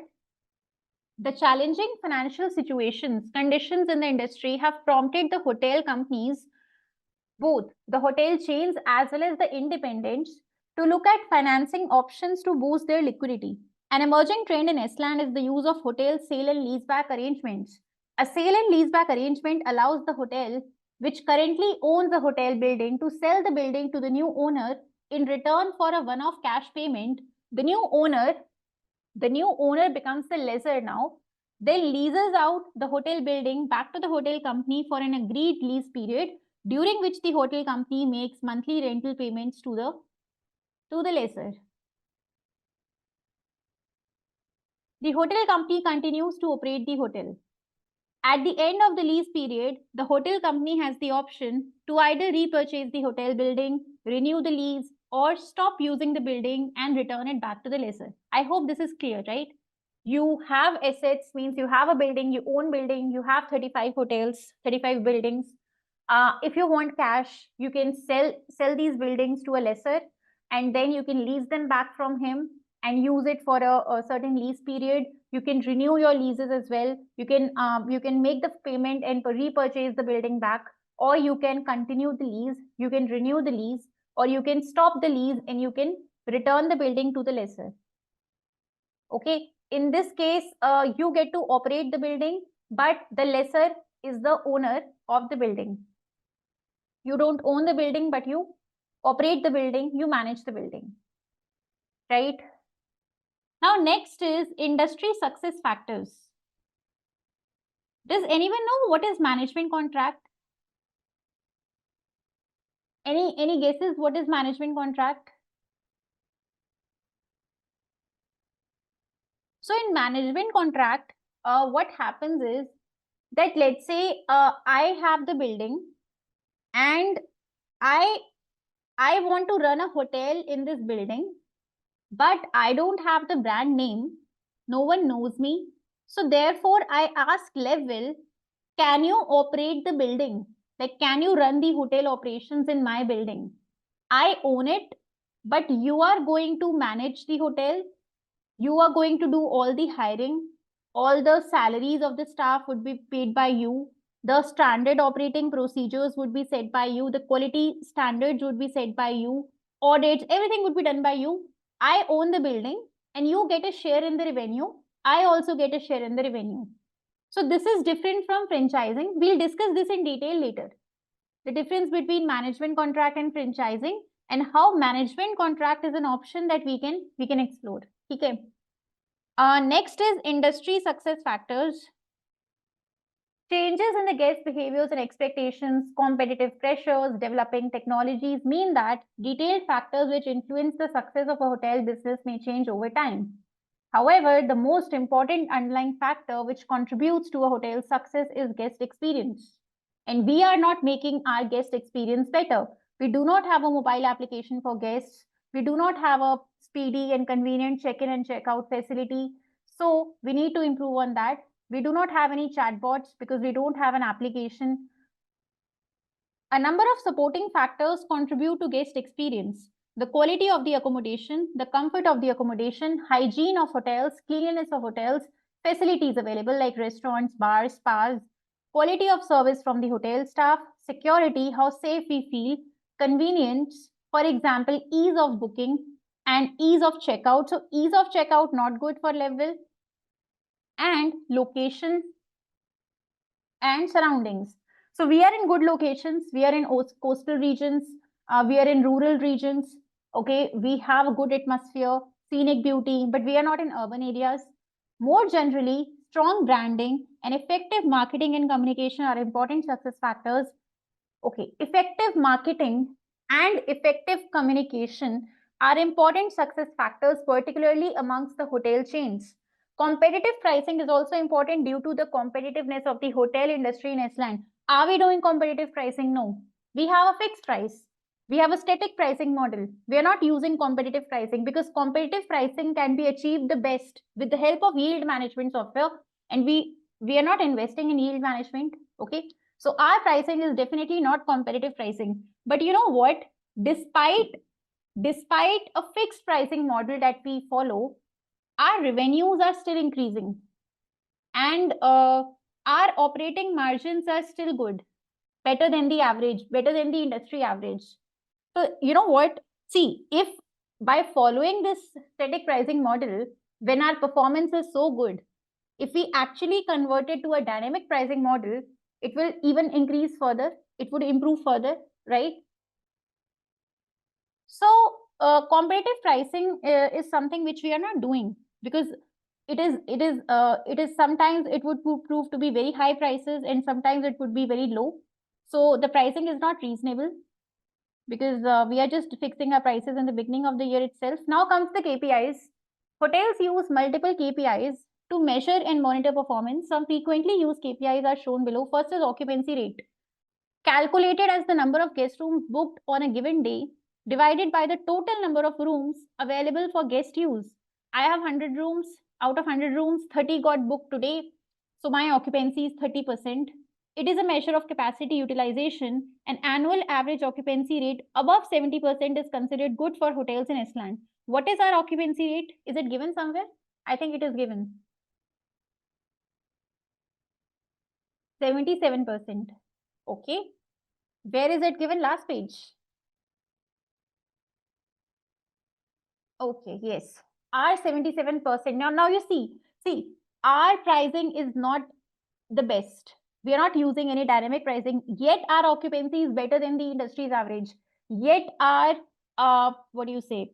Our operating profit margins are better than the industry, and yet our guest satisfaction is also okay. It's also like 4.2 to 4.5. So it is still good, and our revenues are increasing consecutively. So this means that if we invest in a yield management software, just imagine what would be the improvement in our figures. So the occupancy rate, annual average occupancy rate of above 70% is good, and ours is 77%, which means it is good. Next is average daily rate. Average daily rate calculated by dividing the total daily room revenue. Room revenue means from the letting out of rooms. It doesn't include any revenue that we make from our restaurants and spas and gyms, etc. It's only room revenue. So daily room revenue divided by the number of guest rooms occupied. Okay, we made 100 rupees today from 10 rooms which were booked. So 100 by 10, it is 10. So our ADR is rupees 10. Okay, ADR is rupees 10. In general, ADR tends to be slightly higher for the hotels in major towns and cities as compared to hotels in rural or coastal locations. Don't you think this point can be used in your answer to make a case for why should we expand to urban areas? Yes?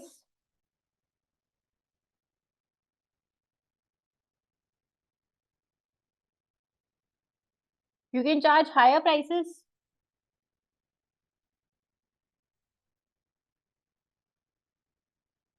To improve your ADR. Okay. So ADR tends to be slightly higher in major towns and cities. Next is revenue per room available. Revenue per available room, RevPAR, revenue per available room. Now, this is calculated by dividing the total daily room revenue by the total number of guest rooms which are available for use. Average revenue per available room is a function of occupancy and average daily rate. Okay, so how do we calculate this figure? Let's say I made 100 rupees today. Okay, I made 100 rupees today in my hotel, and we have a total of 100 rooms available. Out of 100 available rooms, just 10 rooms were occupied, just 10 rooms were booked. So what is my RevPAR? 100 by 100. Okay, here instead of dividing 100 by 10, instead of dividing 100 by 10, I'm dividing 100 by 100. Okay, available rooms means occupied rooms per plus unoccupied rooms. Tell me, is this fine? Yes. Okay. So this is RevPAR. Next is average length of stay. Average length of stay, obviously higher the length, higher the revenue. Average length of stay calculated as the total number of nights booked divided by the total number of bookings. In general, shorter stays are less profitable than longer stays due to the cost of preparing rooms for new guests. Okay. So it is calculated as the total number of nights booked divided by the total number of bookings. So let's say in the entire year, a total of 200 nights were booked. Okay, so 200 divided by how many bookings were made? So let's say a total of 20 bookings were made. So 200 by 20, that gives you how much? 10. So 10 nights is the average length of stay. Fine, but they will explain, they will give us figures in the exam later, but this is how they've just explained these KPIs. Next is guest satisfaction score.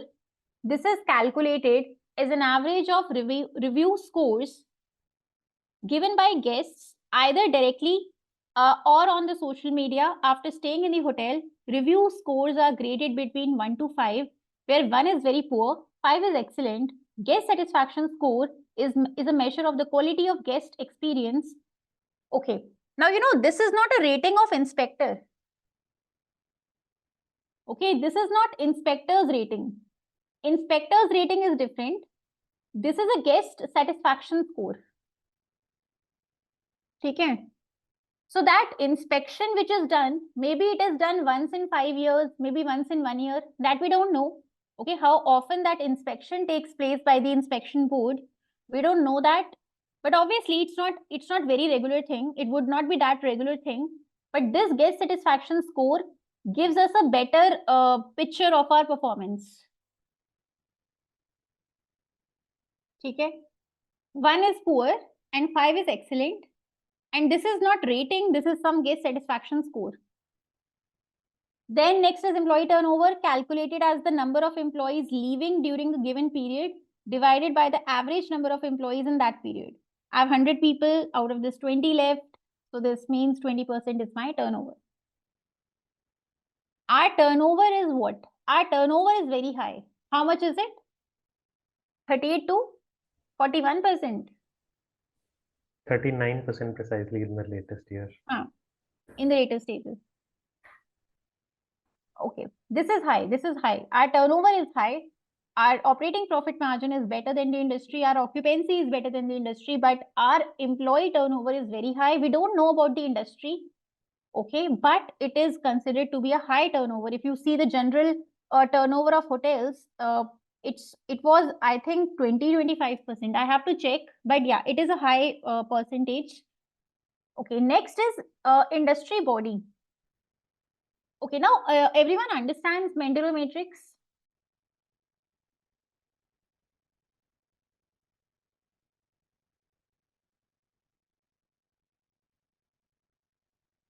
Mendeley?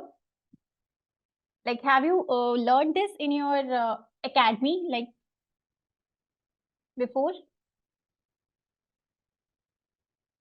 Mendeley matrix or stakeholder management matrix. This matrix tells you how to manage your stakeholders. Do you know about this? Please tell me. If you haven't heard of this, you can let me know so that I can explain. I've heard this, but unable to recall the exact concept right now. I have read it in the ACCA syllabus only. Okay.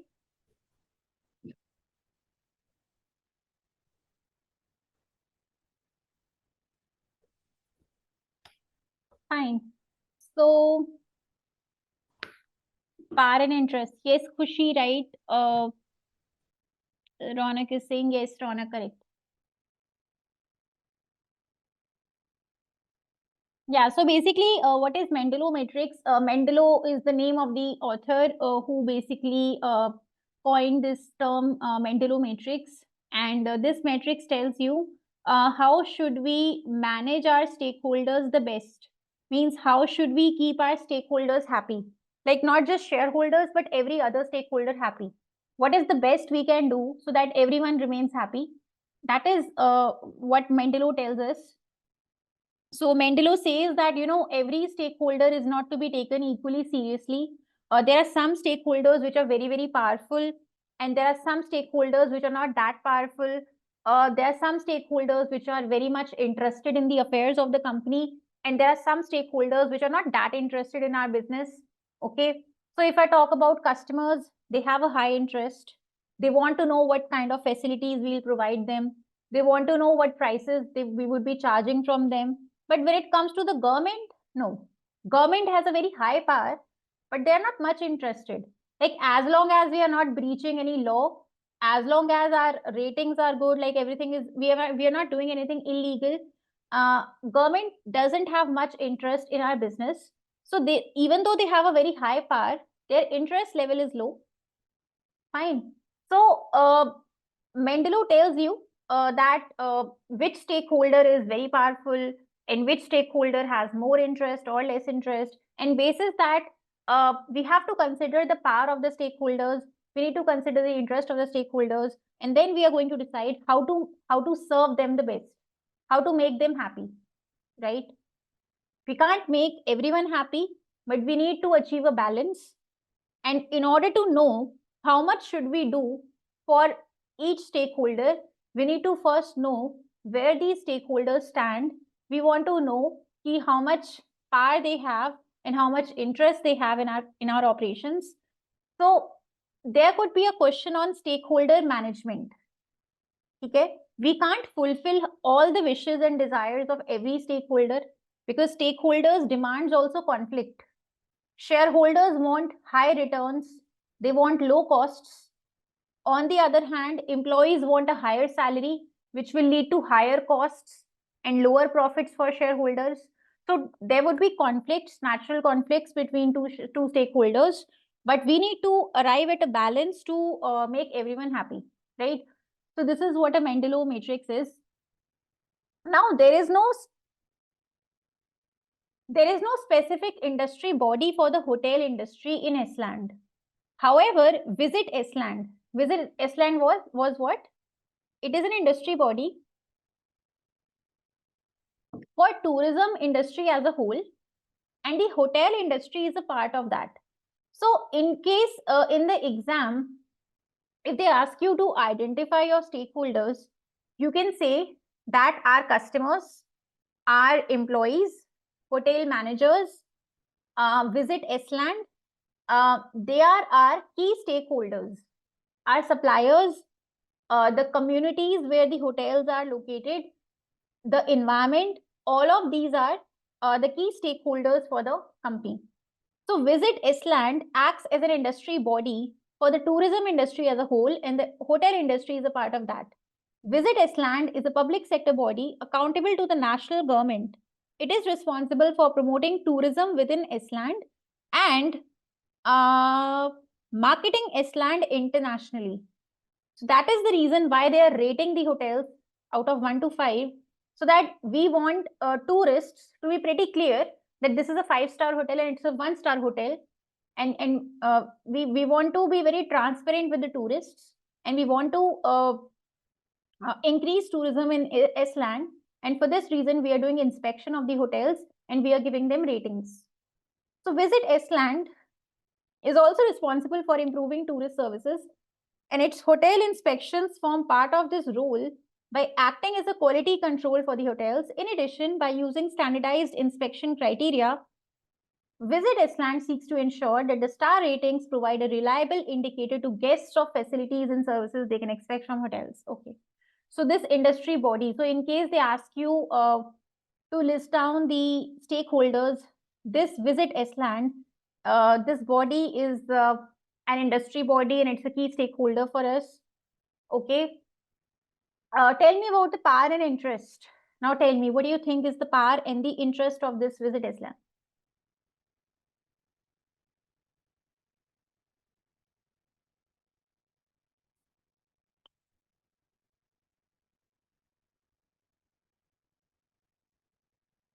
Yes. Both high power and high interest. Yeah, you can say moderate to high. Moderate. Like if you are confused in the exam what to say, you can always say moderate. But yeah, they have a high interest. That's true.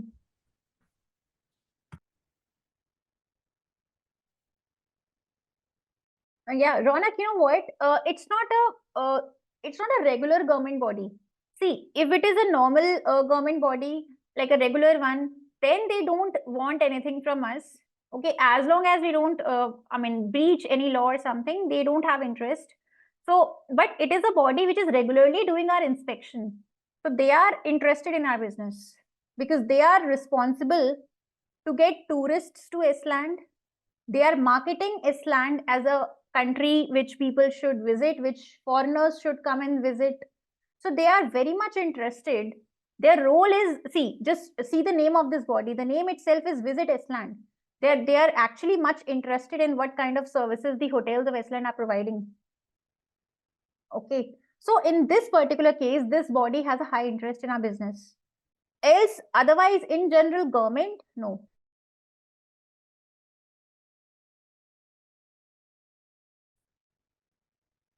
Yes, it's a key stakeholder. Yes, it's a very key stakeholder. See, let's say we claim to be a 4-star hotel, or let's say we are a 4-star hotel as per this body. But what if we get a low rating?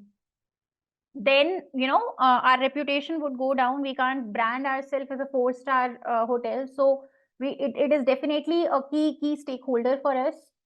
Okay, so what do we need to do in order to satisfy, in order to keep this stakeholder happy? We need to maintain quality service, right?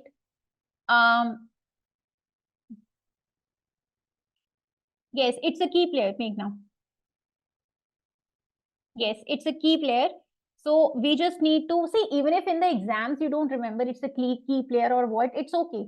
You just simply say that their PAR is high, interest is high, and this is how we can make them happy. No need to say whether should we keep them satisfied, or we should keep them informed, or we should keep them what. So no need to say it's a key player or what. Simply say PAR is high, interest is high. Now we need to maintain quality. Now see, we are a 4-star rating hotel, right? Now let's see again, why are we getting 4-star rating? Just see this. We are getting 4-star rating because we claim that we have a private bathroom and breakfast is available and restaurant and bar is available and this television ironing equipment is available and spa swimming pool is available. Now we need to make sure that these amenities are actually available. Okay, so we need to maintain quality, we need to maintain high quality service, and we need to ensure that the conditions, the criteria basis which we were awarded this 4-star rating is maintained by us, is followed by us throughout the year. Okay, and if we do this, then they are happy with us. We can continue with the 4-star rating, and there's no other problem which the inspector is going to find with our business. Okay, so this is the only thing which is needed. We need to maintain our quality, and the criteria basis which we were awarded this rating, we need to fulfill this criteria throughout the year. So that is what is needed from us.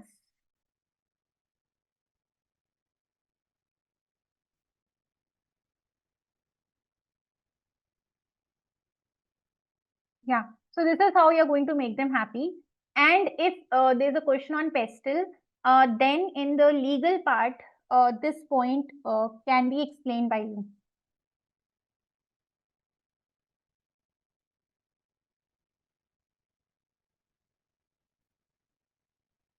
Okay, now let's read about the industry, about the company. We have completed the industry. Now let's do company overview. Level is a hotel chain founded 40 years ago. So this is one of the strengths of the company.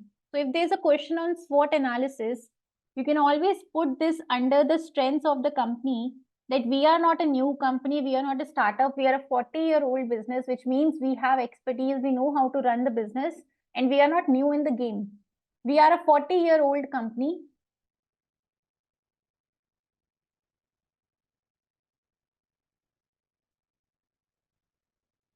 And Level PLC is a hotel chain founded 40 years ago. We are not independent business. We are a hotel chain founded 40 years ago to offer a high quality hotel experience where everyone felt respected and appreciated. See, we claim that we want to keep our employees happy, but our employee turnover is how much? Around 38, 49, 41%, something like that. Which means that our actual performance is not that good. Unlike the hotels in many of the larger chains in Iceland, levels do not have standardized designs. Therefore, although they all operate under the Level brand, each hotel has its own distinctive style, often reflecting its local area and local history. The combination of high quality facilities and individual designs is a feature which attracts guests to stay at a Level hotel, which means, you see, we are a differentiator and we do not have a standard room design. It's a different style of hotel, different design in every building. And this is how we attract our guests. We are doing differentiation. We are not a cost leader. And this is how we are attracting guests. Okay. But you know what? If you want to attract business guests, today we are serving leisure customers, but if you want to attract business guests, you need standardization in your rooms. Because as a corporate, I'm sending my clients, or I'm asking my clients to meet me at some hotel, and I do not know the facilities they offer, I do not know the room size, or there is no standardization, I get more confidence when I know that this hotel has the same room size and room design everywhere.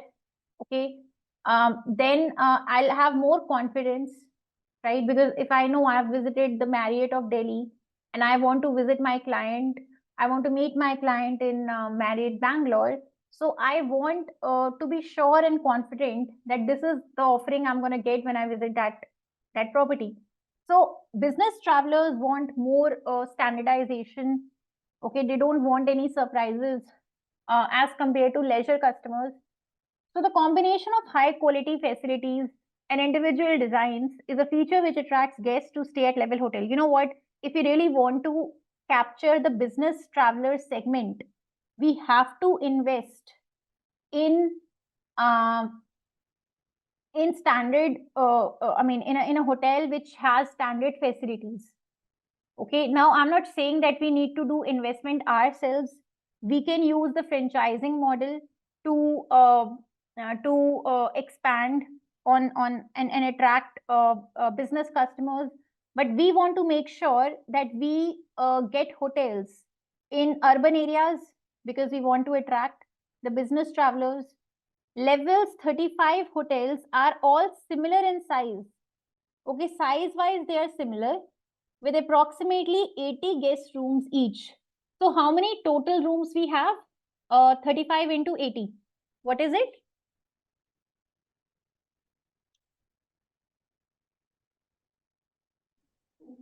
Ma'am, 2,800. 2,800. So we have 2,800 rooms. Yes, we have 2,800 rooms.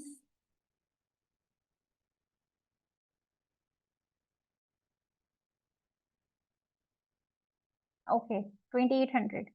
And what are the rooms which those top 5 companies have?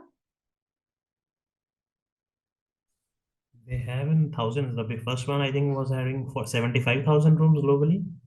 Probably What is it? I'm not able to find. Just a second.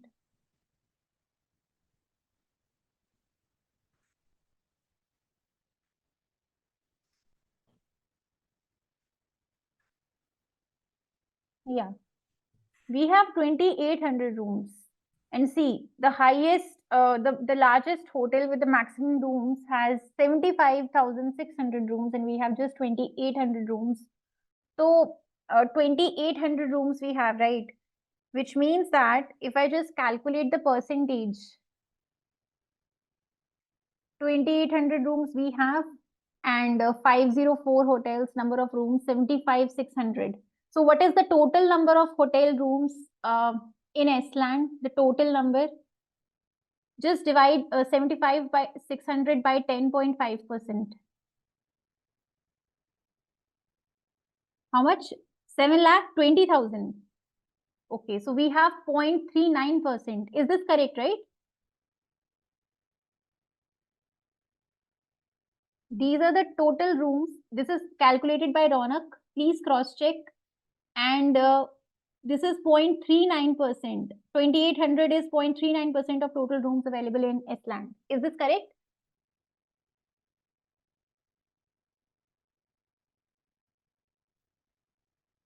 And what is the average number of rooms per hotel that we have? 2,800 by 35. What is it?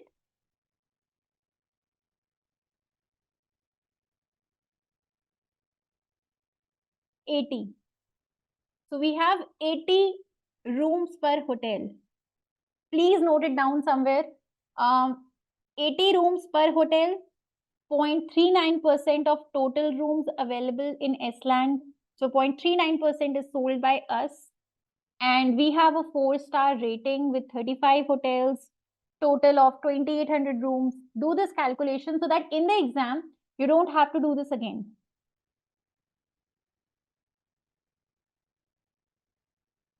Now, page number 9.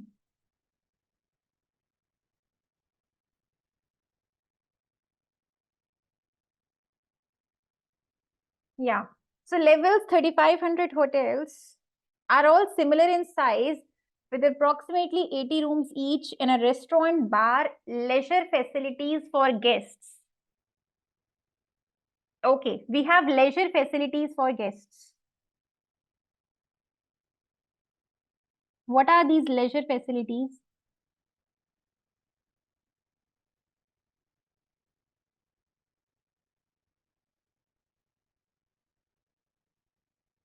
Okay, so these leisure facilities are this: swimming pool, fitness center, spa, and beauty treatments, which means that we are not a five-star hotel, so we are not providing these fine dining services and chauffeur services and other luxury services. We are not letting out rooms for weddings and for reception and for business events. So this is the point, this is the part which we can improve, right? The majority, okay. So we, a restaurant, bar, and leisure facilities for guests. The hotels are located in rural or coastal seaside locations. Now, you know what? We are located in seaside locations. Why? Because we want to provide aesthetics to our rooms, to the hotels, and we want to attract leisure customers. But you know, the properties which are located near the sea in the coastal regions, they depreciate much faster. The equipments get damaged, or they deplete faster, okay, because of high humidity. Okay, this is another, this point makes another case why should we use the franchising setup, because we don't want to waste our money in investing in the buildings. They deplete faster, and the majority of their guests are leisure guests. Also, it is given in the beginning of the pre-seen that the occupancy rate is lower in the rural regions. All of Level's hotels are in Estland. Okay, we are not an international chain. We only have business in Estland. So in the exam, they might ask you that we are going to acquire another company which is located outside Estland. Should we do this? Should we not do this? Yes, we can do this, absolutely. We can do this. And each hotel has a 4-star rating. Level uses an owner-managed business model for its hotels. So in the exam, we might be expanding overseas, and they can ask you Porter's Diamond. Now tell me, does everyone remember what is Porter's Diamond? The factors of Porter's Diamond?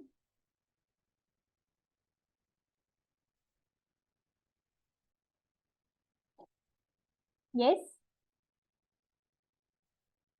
And when do we use Porter's Diamond? Are you all aware of this?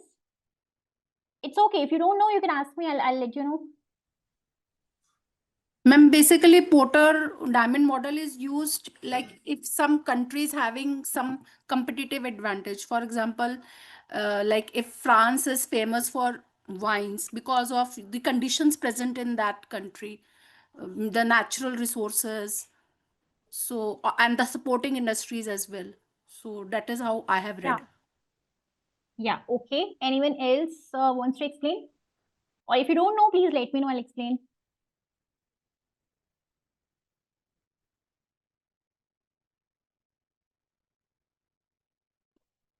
Analysis industries for specific country. Yes, Rona, correct. Okay, you want me to explain what is Porter's? Just in brief, in 1-2 seconds. Otherwise, I'll share my short notes with all of you, okay? Okay, fine, Bhaskar, I'll explain. But I'll also share my short notes with all of you so that, you can just revise all of this very quickly. So, Porter's Diamond, you know what? Let's say Zomato. So, Zomato is in India. Zomato is actually, I think, in more than 124 countries. But let's assume Zomato is only in India, and Zomato wants to expand. And Zomato has two options. Either it can expand in Russia or Ukraine. So these are the two options which Zomato is considering. So which country should Zomato invest in? Okay. So we are going to analyze each country. We are going to see what is this country offering me? Okay, what are the problems and what are the advantages and disadvantages of investing in each country? And after I do this analysis, I'm going to take a call that, okay, Russia is the best one, or Russia is better, or Ukraine is better. So when we are studying the country per se, we use the Porter's diamond model to study this particular country. Okay. For example, I want to do a seed business, or let's say I'm Zomato only. So Zomato wants what? Zomato needs cheap labor. Okay. We want a lot of delivery drivers. Okay. We want bikes. We want these delivery drivers to also have bikes so that they can deliver. Or we also want a lot of bike rental companies who are willing to rent out the bikes, right? I want engineers. I want scientists. I want IT. I want technicians who know how to operate the application, etc. Right? So I need all these services. I need. What else do I need? If I talk about Zomato, tell me the supporting industry for Zomato.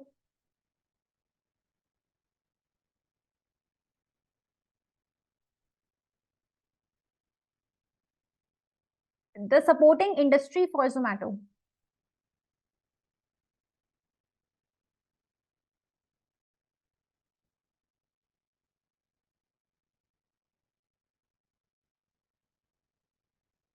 Restaurant, no?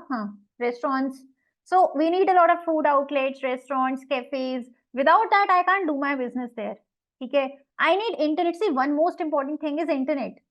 If internet is banned in that country, or let's say if social media is banned in that country, let's say I do my business, like I do a lot of marketing on Facebook and Instagram, but Instagram and Facebook is banned in this country. How will I even market my business? So then that country is not suitable for me. For example, Afghanistan, right? Afghanistan, people are not allowed to use internet and mobile phones. They can't listen to music, etc., etc. I mean, the women especially. So then what's the point of doing business, doing my business there when these major social media channels, these platforms are banned there, right? So what I do with this Porter's diamond is I analyze the country. I analyze the attractiveness of this country to my business. And I will be doing a Porter's diamond for all the countries. And then I'm going to choose the best country for my business. Okay? I'll give you notes also for this. So if in the exam, they might ask you a question that level is considering expanding to Russia. Okay? It will be definitely another fictitious country. So level is considering expanding to Russia. Now, just give a recommendation. Should we do it or not? This kind of a question can come.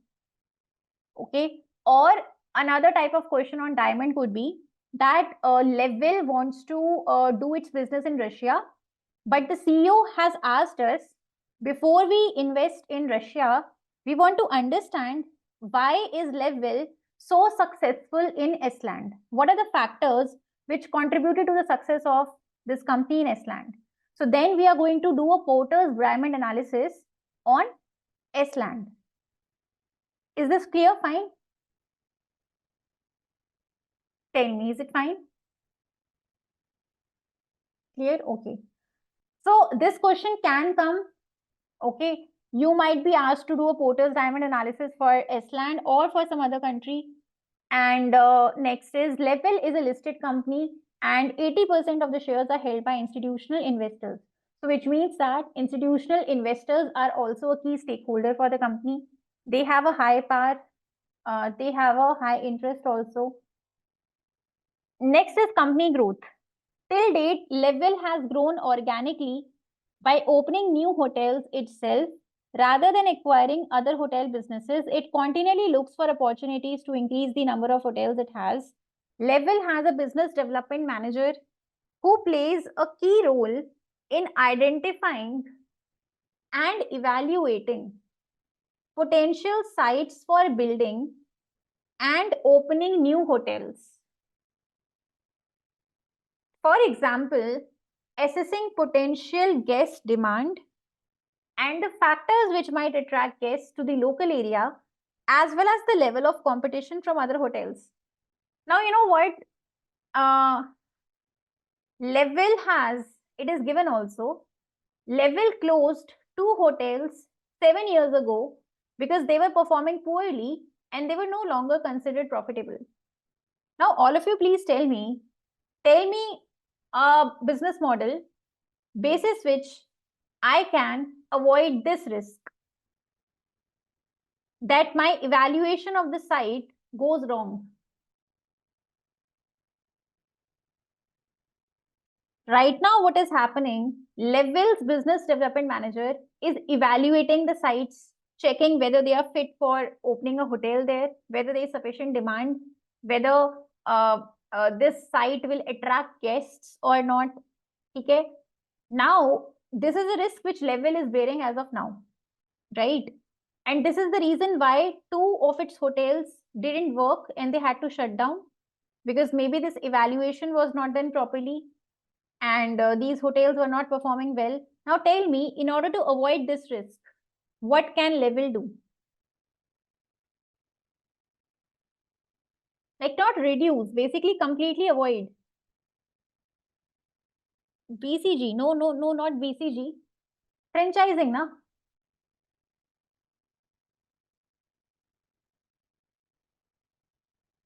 No. My question is, see, what risk am I bearing? It is Level's responsibility to check the site, decide the best site, decide whether this site will work or not. This is Level's risk. Level is taking a pure business risk that whether this hotel will succeed or not. If Level wants to completely avoid this risk or completely transfer this risk, how can Level do that?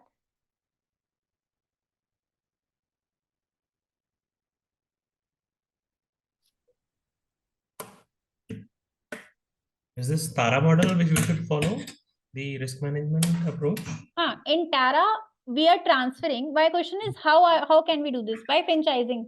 Because now, when you do franchising, it is purely the risk of the franchisee. Franchisee has the responsibility of deciding what site is the best site. Okay, if the business doesn't work, it shuts down. It is the risk borne by the franchisee, not by the franchisor. So if a MACD franchisee doesn't work, MACD doesn't face much problems. Okay, it got its lump sum money, instant money from the franchisee. MACD also got that percentage share in the revenue and the profits. So it is a risk. It's a business risk borne by the franchisee. So this is another point which you can write in your answer, that why should we migrate to a franchisee model. Okay. But will it not also cause us reputational risk if at all franchisee does not get successful? Yes, reputational risk is ours, but business risk is that of the franchisee. Like the business shuts down, okay, so that risk, because that person must have invested in that building, okay, he would have hired people, done a lot of things, okay, that's a pure loss for the franchisee. But yes, it does cause a reputational loss, that if franchisee after franchisee keeps shutting down, then it definitely puts a dent to our reputation. Okay, but the business risk is that of the franchisee.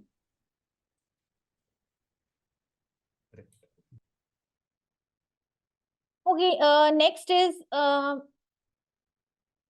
factors which,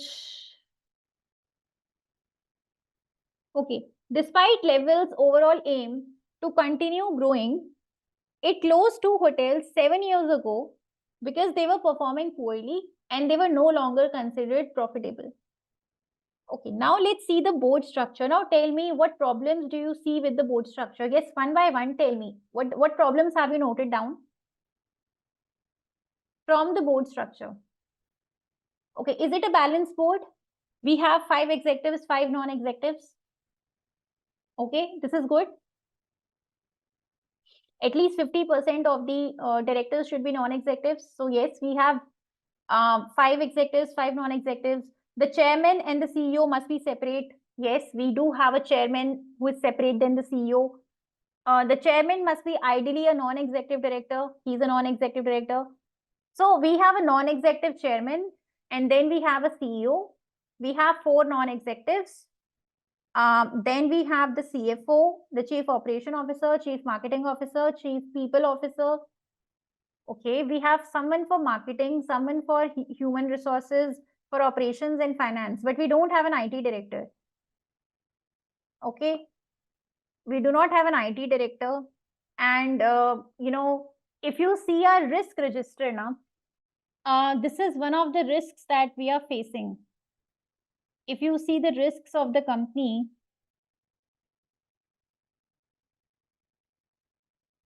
see, one risk that we are facing is related to technology and data security.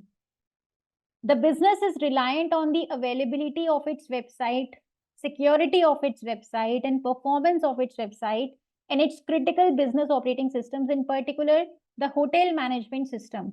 Any disruption to these would adversely affect performance. If on a given day our site is down, our operating internal systems are not working, it will cause a huge problem for our guests and for the company.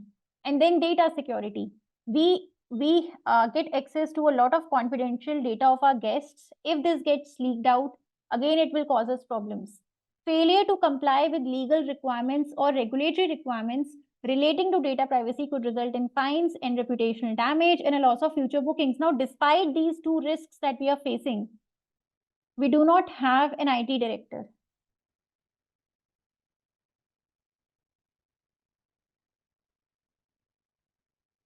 Yes. No chief technology officer, no chief information officer or IT director. Okay. We do not have it. And that is the reason why we do not have a mobile application. When the rest of the industry is using this automatic check-in, check-out with a mobile app, why don't we have? We are a 4-star rated hotel. Okay, so we do not have an IT director or a chief information officer, okay, or a chief technology officer. Okay, so this is missing. And okay, it's a listed company and it is recommended. No, it's not recommended, it's mandatory. A listed company should have these committees, which is audit, nomination, remuneration, risk. So from your knowledge, see, whatever book you refer to, whether it is BPP or Kaplan or whatever notes you have, revise the benefits, the pros and cons, and the roles of these committees. They might ask you, chances are very less, but they still can ask you. Okay, so go through the pros and cons, the roles of these 4 committees.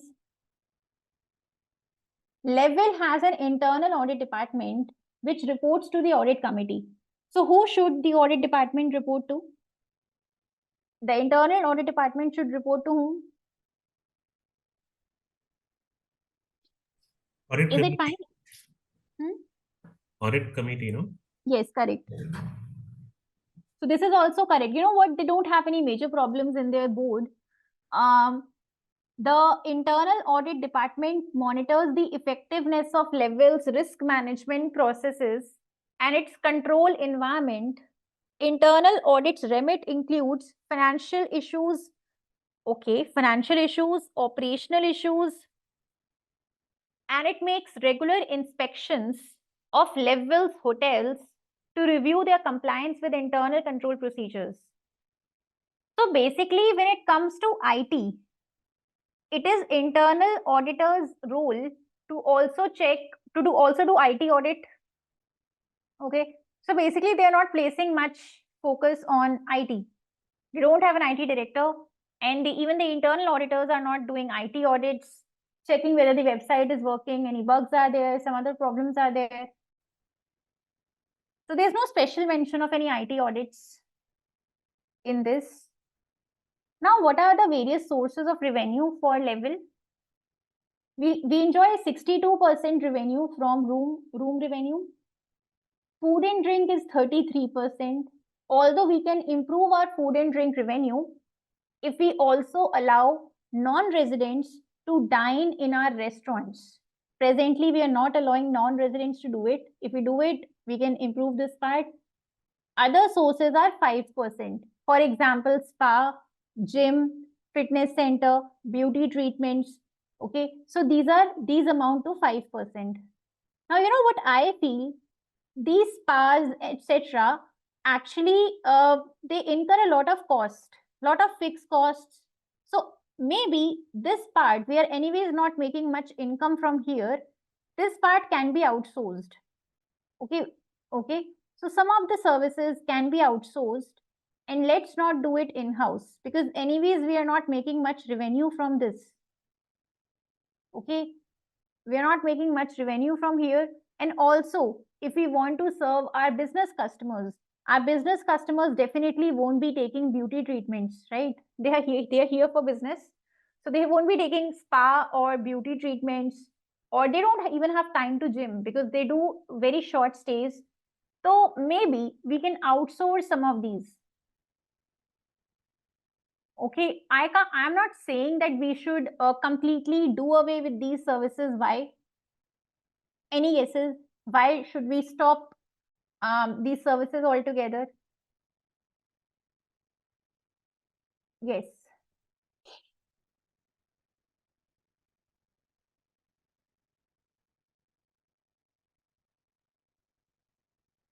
Yes, my question is, why should we not stop spa and beauty treatment services altogether?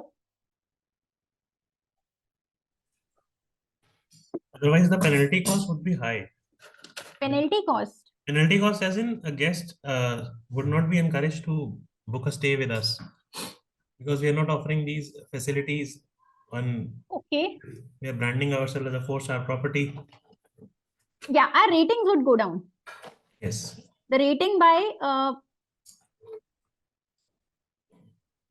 absolutely. See, our star rating would go down. We will then convert to a 3-star hotel.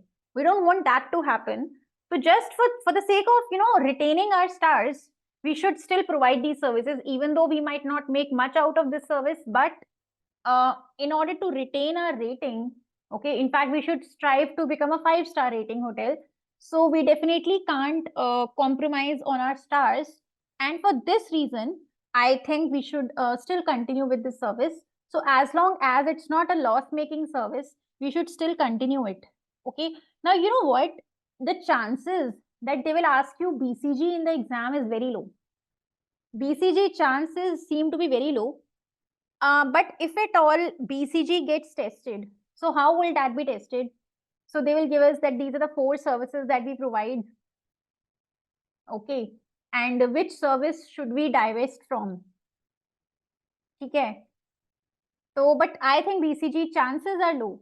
Chances are low. Okay. Although room revenue, which is accommodation, comprises the majority of levels revenue. Okay, 62% of the revenue is coming from room. Selling food and drink is also important, both for revenue generation and also for enhancing guest experience. Yes, because this is one of the mission of the company, that we want to provide an exceptional guest experience. And for that, we still have to continue with the restaurants. However, the profit margins which level earns from food and drink revenue are lower than the margins from room revenue.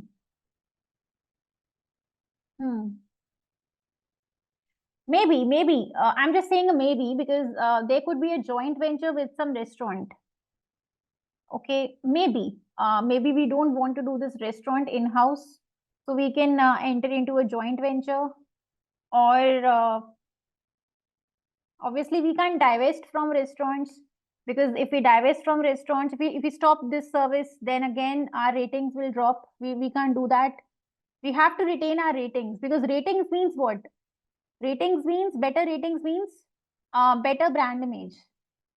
Only the guests staying in a level hotel can eat in its restaurant or use its bar.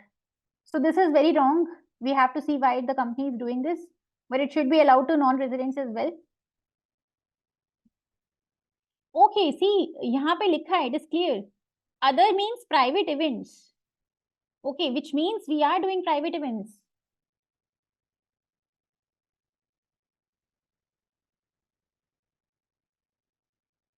Okay, we are doing private events. So which events are we doing? Okay, which means we are doing weddings and all, right?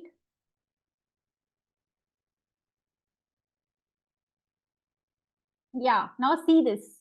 Okay, so we have spaces for private events like weddings and conferences.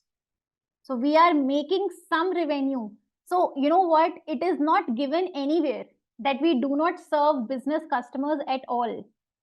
It is just said that majority of our customers are leisure customers, right? So we do have some very small revenue coming from the business segment also. So we are making some revenue from private events like weddings and conferences. So please note this down. We are providing these services. Okay. Yes.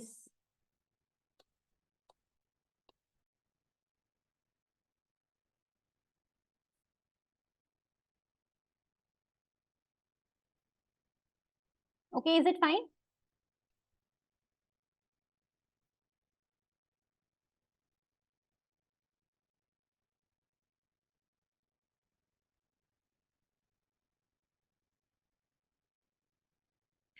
Okay, so this other is basically private events. It's very important. Please note this down.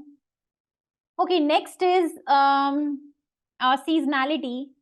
So similar to almost every hotel in Estland, demand for accommodation in Levels hotels is seasonal, and this is reflected in variations in the occupancy rate and the average daily rate charged for rooms throughout the year. So seasonality for the year ended 30th of June 2025. So see, in October till March, our occupancy percentage is the highest, and July, August, September, it's low, and then April, May, June, again, it's low. So 1, 2, 3, 4, 5, 6. For 6 months in a year, we have a reasonable occupancy, and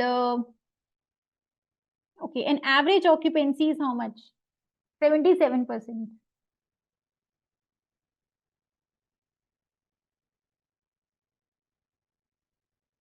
And our ADR is also the highest in these 6 months. Fine. Okay, next is the variations in the occupancy rate and the variations in ADR are broadly similar across each of Levels hotels. Now comes the pricing policy. They are not using any yield management software. And there's an expected question that why should we invest in this software? So at the start of each financial year, Levels head office sets the price per night. And it is called as the room rate for the rooms for each hotel. Room rates are typically higher during the peak season. Ek second. What is this? At the start of each financial year, Levels head office sets the price per night for the rooms for each hotel. Room rates are typically higher during the peak season and lower during the off-peak season. However, although there are set room rates, hotel managers have the authority to apply discounts of up to 25% to these rates to encourage bookings. Okay. So basically, we decide 2 room rates in the beginning of the year. For the peak season, we have a higher room rate fixed, and for the off-peak season, we have a lower room rate fixed. And the hotel managers have the authority to apply a discount of up to 25% on these rates. Okay, which means that they don't have much liberty. Basically, we are not using dynamic pricing. Next is the key activities and processes. The first activity is reservation and booking. You know what? A question on value chain model. A question on value chain model of Porter can come, wherein you have to explain how can we improve each of these activities and processes, what are the problems in these processes, and how can we improve them using technology, right? First is reservation and booking. All the guests need to book their accommodation in advance before arriving at one of the Levels hotels. Reservations and bookings are usually made through Levels website, although some are made by guests telephoning the hotel they would like to stay at. They do not have any mobile app. Prospective guests check the availability of rooms and price of rooms in the hotel they would like to stay at for the dates they wish to stay. If a room is available which meets the guest requirements, then they make a booking. Each hotel has its own page. Okay, you understand pages, web pages, right? So there's a website and it has got 20 pages but it has got 35 web pages for its 35 hotels. If I want a hotel in Mumbai, so I'm gonna click on level Mumbai, and I'm gonna check the images and the rooms available, and I'm going to make a booking. So each hotel has its own web page on Level's website, giving pictures of the hotel and its rooms and summarizing the facilities available for guests. The website has an integrated booking mechanism, so bookings are recorded on a single company-wide system rather than each hotel having its own booking platform. So what is the significance of this line is that even though each web page is different for a different hotel, yet when I make a booking through that web page, it will be recorded on a single company-wide system. So for every hotel, there's no separate booking platform. Okay, so I have this website. There are 35 pages available. I click on level Mumbai. I see the images. I like the images. I make a booking there itself. But that booking will be recorded on a company-wide system rather than each hotel having its own booking platform. Okay, so it's an integrated system of recording the bookings. For telephone bookings, the details are entered manually onto the system by level staff. Okay.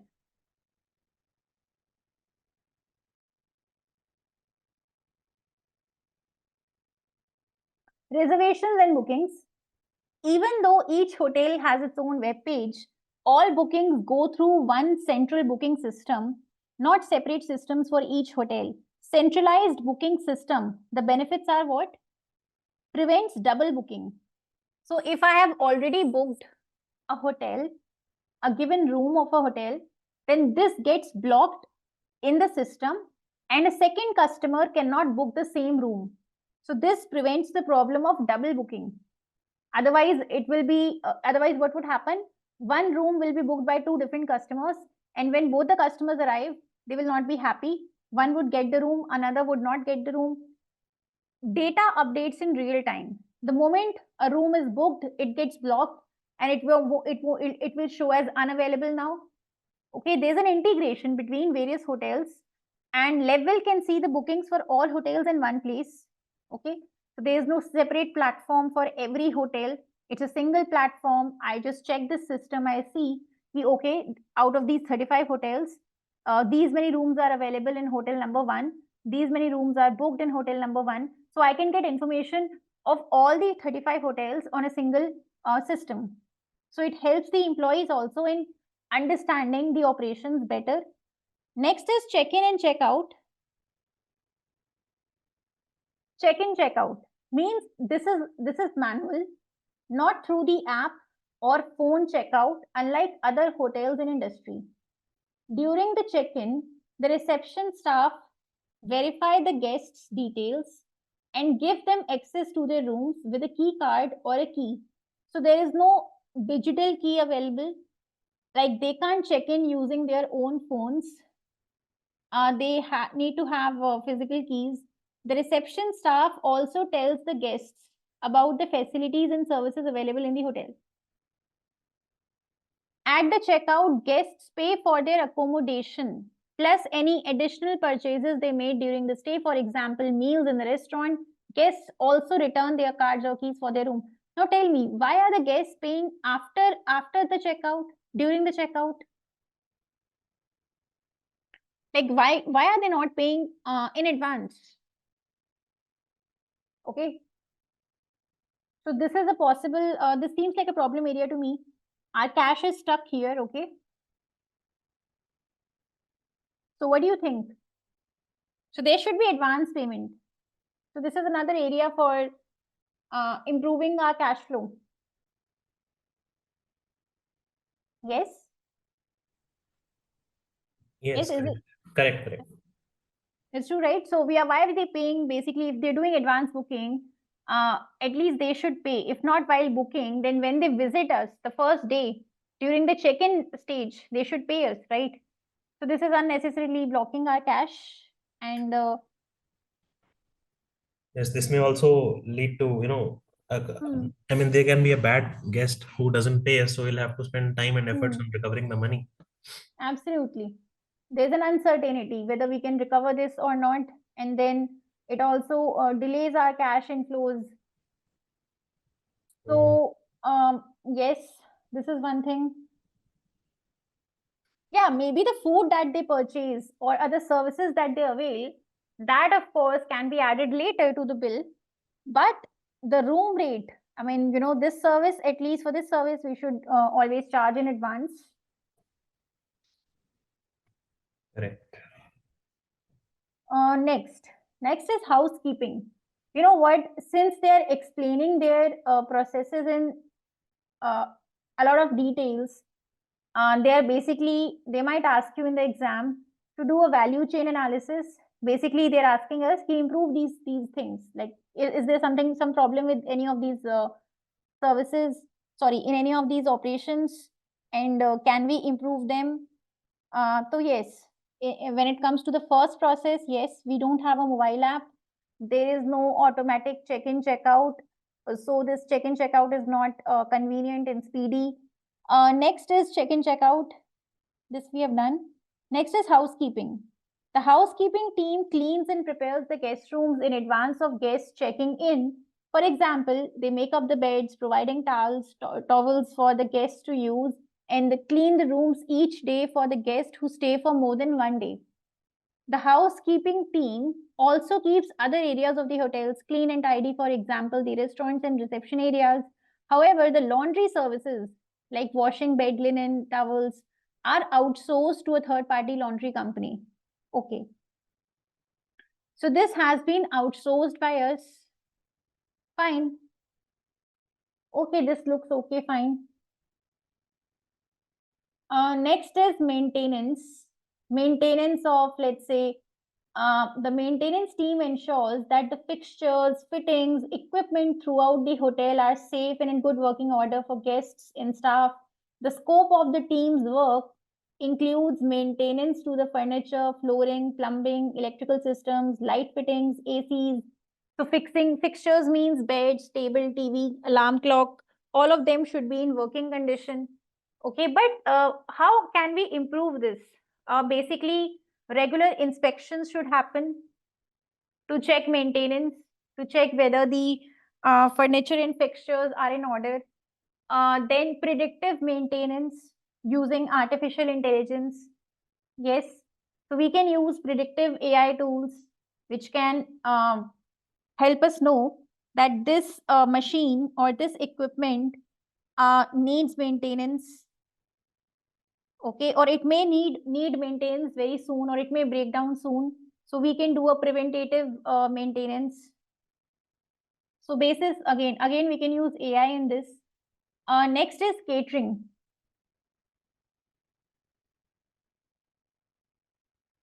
Catering, the catering team provides food and drinks for the guests during their stay. But mind it, we only provide it to our guests, not to the non-residents. Okay, we should start providing to non-residents as well. Level has standard operating procedures which all housekeeping staff are expected to follow. The SOPs identify the tasks which need to be undertaken in each room. For example, cleaning the floor, cleaning the bathroom, making up the bed.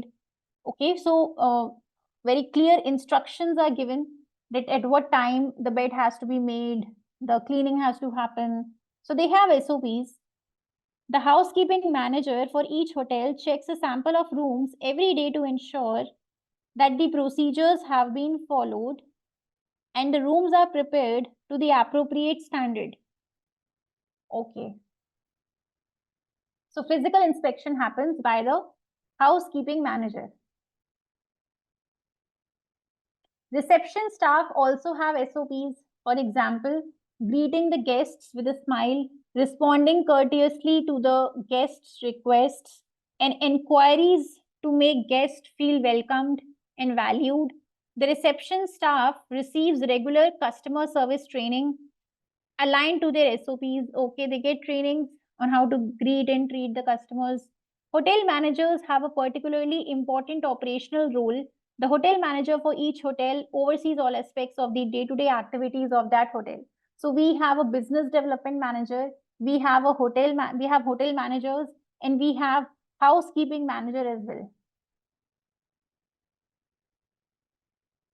So basically, these hotel managers are the key customers, they are the key stakeholders for the company. Okay. So if I talk about hotel managers, what do you think is the power and interest?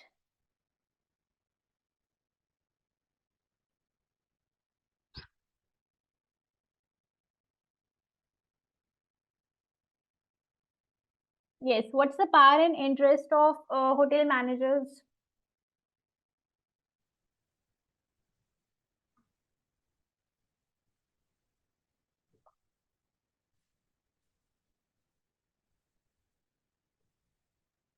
Low power, high interest, maybe. Yes. Same, I mean, I'm also saying low power and moderate to high interest. See, interest is high because definitely they are always interested in what kind of salaries and promotions and bonuses they are getting from the business.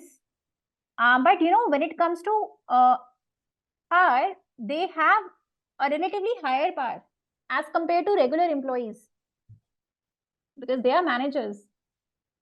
Okay, in that case, yes. So as compared to regular employees, their power is a bit high. Okay. You can call them as key stakeholder.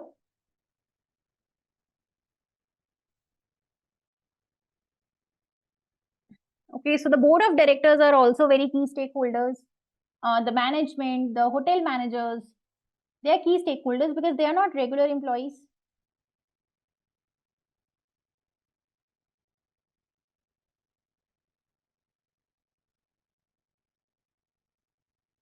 Okay. Now comes the employees. In common with other hotel operators, a number of levels operational staff, for example, housekeeping staff, catering staff, they work part-time. Now see this. In common with other hotel operators, a number of levels operational staff, like the housekeeping staff, catering staff, they work part-time. Okay. Other hotels also follow the same thing, and level is also following the same thing. They work part-time with us, which means that they can leave us. I mean, they don't have a contract. I mean, they have a contract, but again, there won't be a strict notice period. So, okay, hotels normally have many part-time workers. Level also follows the same pattern. So we can try to convert our best performers to full-time roles. Means we can give them full-time roles if they are performing good. Level recognizes the crucial role that each of its staff members play in ensuring guest satisfaction. Okay. And realizes that employees who enjoy their jobs are likely to provide a higher quality of service to guests than employees who are dissatisfied with their jobs. Level runs an employee recognition program for all the staff through which they can earn cash rewards or shopping vouchers as a thank you for their work. Okay, so we have an employee recognition program and we recognize our best employees. We give them cash rewards, we give them vouchers, they can redeem it, purchase things from there. Okay, but other than this recognition program, we should also invest in a talent management program. This question seems very likely to me. Why? Because we already have a high staff turnover. Staff can be nominated for a reward by their manager or by a colleague. Okay, so if they are nominated, they become eligible for the vouchers, and if they are chosen, then they get this voucher.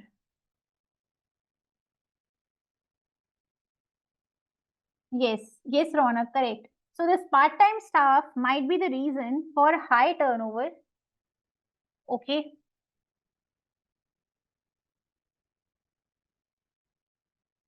Now, next is suppliers and procurement. Wherever possible, Level aims to use locally sourced seasonal ingredients in its hotel restaurants, which means that we are supporting the local economy. Okay, we are supporting the local suppliers, local farmers. So how does it help the community?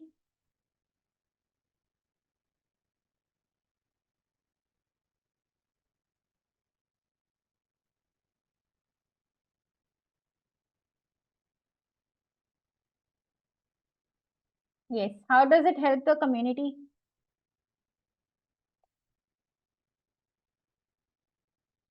Generates jobs.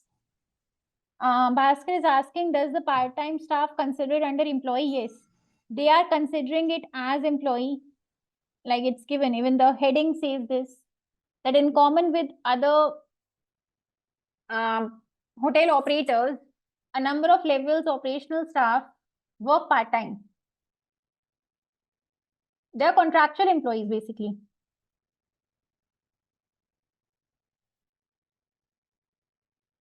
They are contractual employees. Yeah. Now, basically, if there is a question on how to make your stakeholders happy or identify the stakeholders, or if there's a question on how to be ethical with your stakeholders, then one stakeholder is the community. Okay. So if we source our raw materials and the food items from local suppliers and farmers, we are providing them livelihood, we are providing them with jobs, and this means we are supporting the community. So this is the best we can do for the community by giving them jobs, right? So this is the significance of locally sourced ingredients. We also use seasonal ingredients because they are fresh, they are cheaper also, okay, and they are cheaper, and each hotel's restaurant manager negotiates contracts. So you were asking me why hotel manager has high power. He has a high power because of this. He negotiates contracts with the local suppliers for these ingredients, right? Now, don't you think this part is decentralized? This negotiation is done by each and every hotel manager independently. Yes, Bhaskar is saying tourists also help to boost local economy, souvenir shops, restaurants, ethnic fairs. Yes, tourists also support the local economy. Okay, hotels, if they purchase stuff from the local suppliers, we are helping the economy. We are helping the community specifically where we are situated. We're giving them jobs, right? Now, यहाँ पे लिखा है. See, we have 35 hotels. And for every hotel, we have a separate manager, maybe 1 or 2 or 3. That number is not given. Now, wherever possible, Level aims to use locally sourced seasonal ingredients in its hotel restaurants, and each hotel's restaurant manager, okay, each hotel's restaurant manager negotiates contracts with the local suppliers for these ingredients. So this is decentralized. Okay, this is decentralized.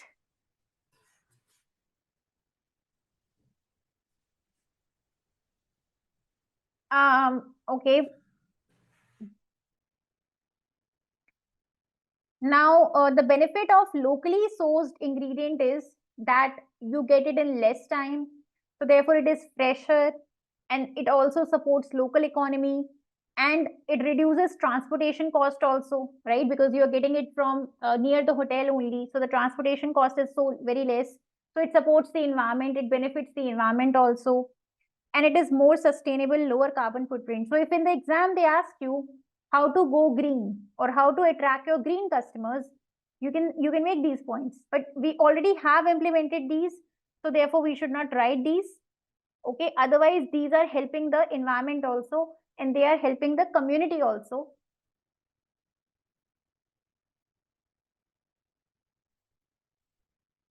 Now, you know what? We will discuss this part later tomorrow, that should this be centralized or decentralized? Here, every hotel manager is negotiating a contract with a local supplier. So should this be centralized or decentralized? Because if it is centralized, then we can get a better rate, means a lower rate for the ingredients. We will be doing bulk purchasing, but here negotiation is happening separately. Okay, we'll come to this tomorrow. For other goods and services, for example, cleaning products, new bedding, towels, laundry services, level central procurement team arranges contracts with the vendors to supply all the company's hotels. Okay, fine. This part is centralized and the previous part was decentralized. Level is committed to responsible procurement and the procurement team accesses the environmental credentials of potential suppliers before agreeing a contract with them. What does this mean? Responsible procurement, any idea?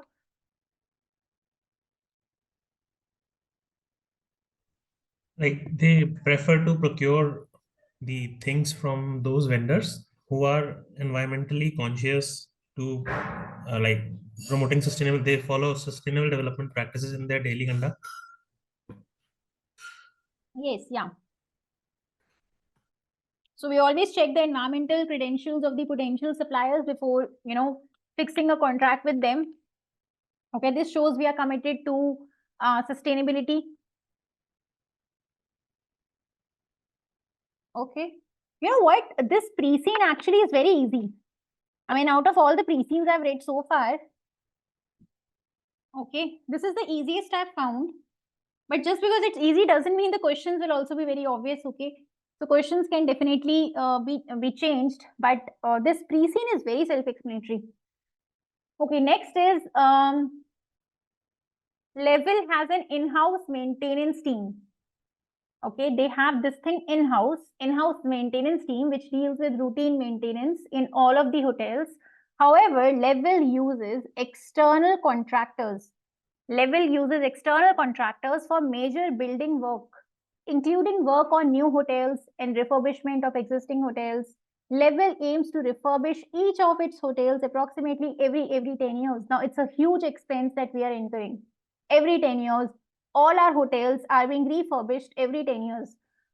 The central procurement team arranges the contracts with the external contractors required for major building works. So see, some very small repair and maintenance that is done in-house by the in-house maintenance team.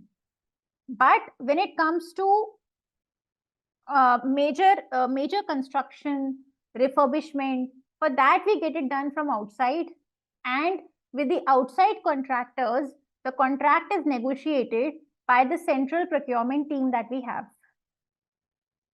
Okay. You know what? If we do franchising, don't you think all of these expenses, we can save cost on all of these expenses? Like maintenance expense, refurbishment expense, and then this laundry, and then a lot of other expenses. Housekeeping. The costs are very high. We can save on all these expenses if we enter into a franchising setup or a management contract setup, which I'll discuss later.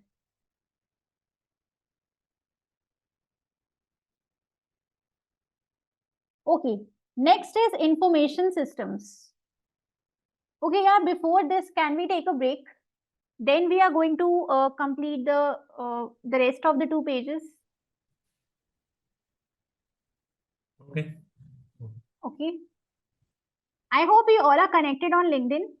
If you all can, please send me your LinkedIn IDs, or maybe in the chat box, you all can put your LinkedIn ID so that I can, send you a request. Because, I will be sharing all the notes over LinkedIn only. So it's better if you can just put your LinkedIn IDs in the chat box. I'll send a request one by one to everyone. Okay, those of you who have already sent me a request on LinkedIn, it's okay. Else, please put your IDs in the chat box.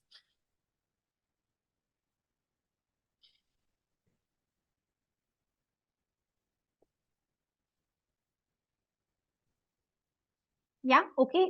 So till this time, you all can send me the your IDs, and let's take a break till 7.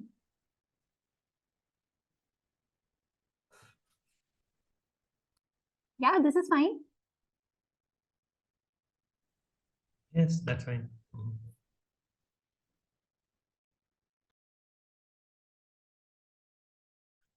Hi, can we start?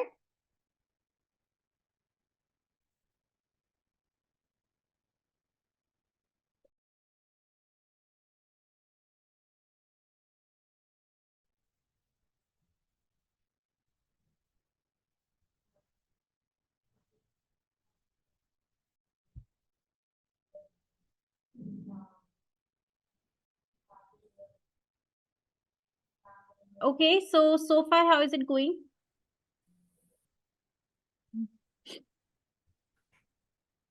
Going very well. It's a good platform to revise and practically apply all the concepts, and I'm hopeful and feeling very confident right before the exams.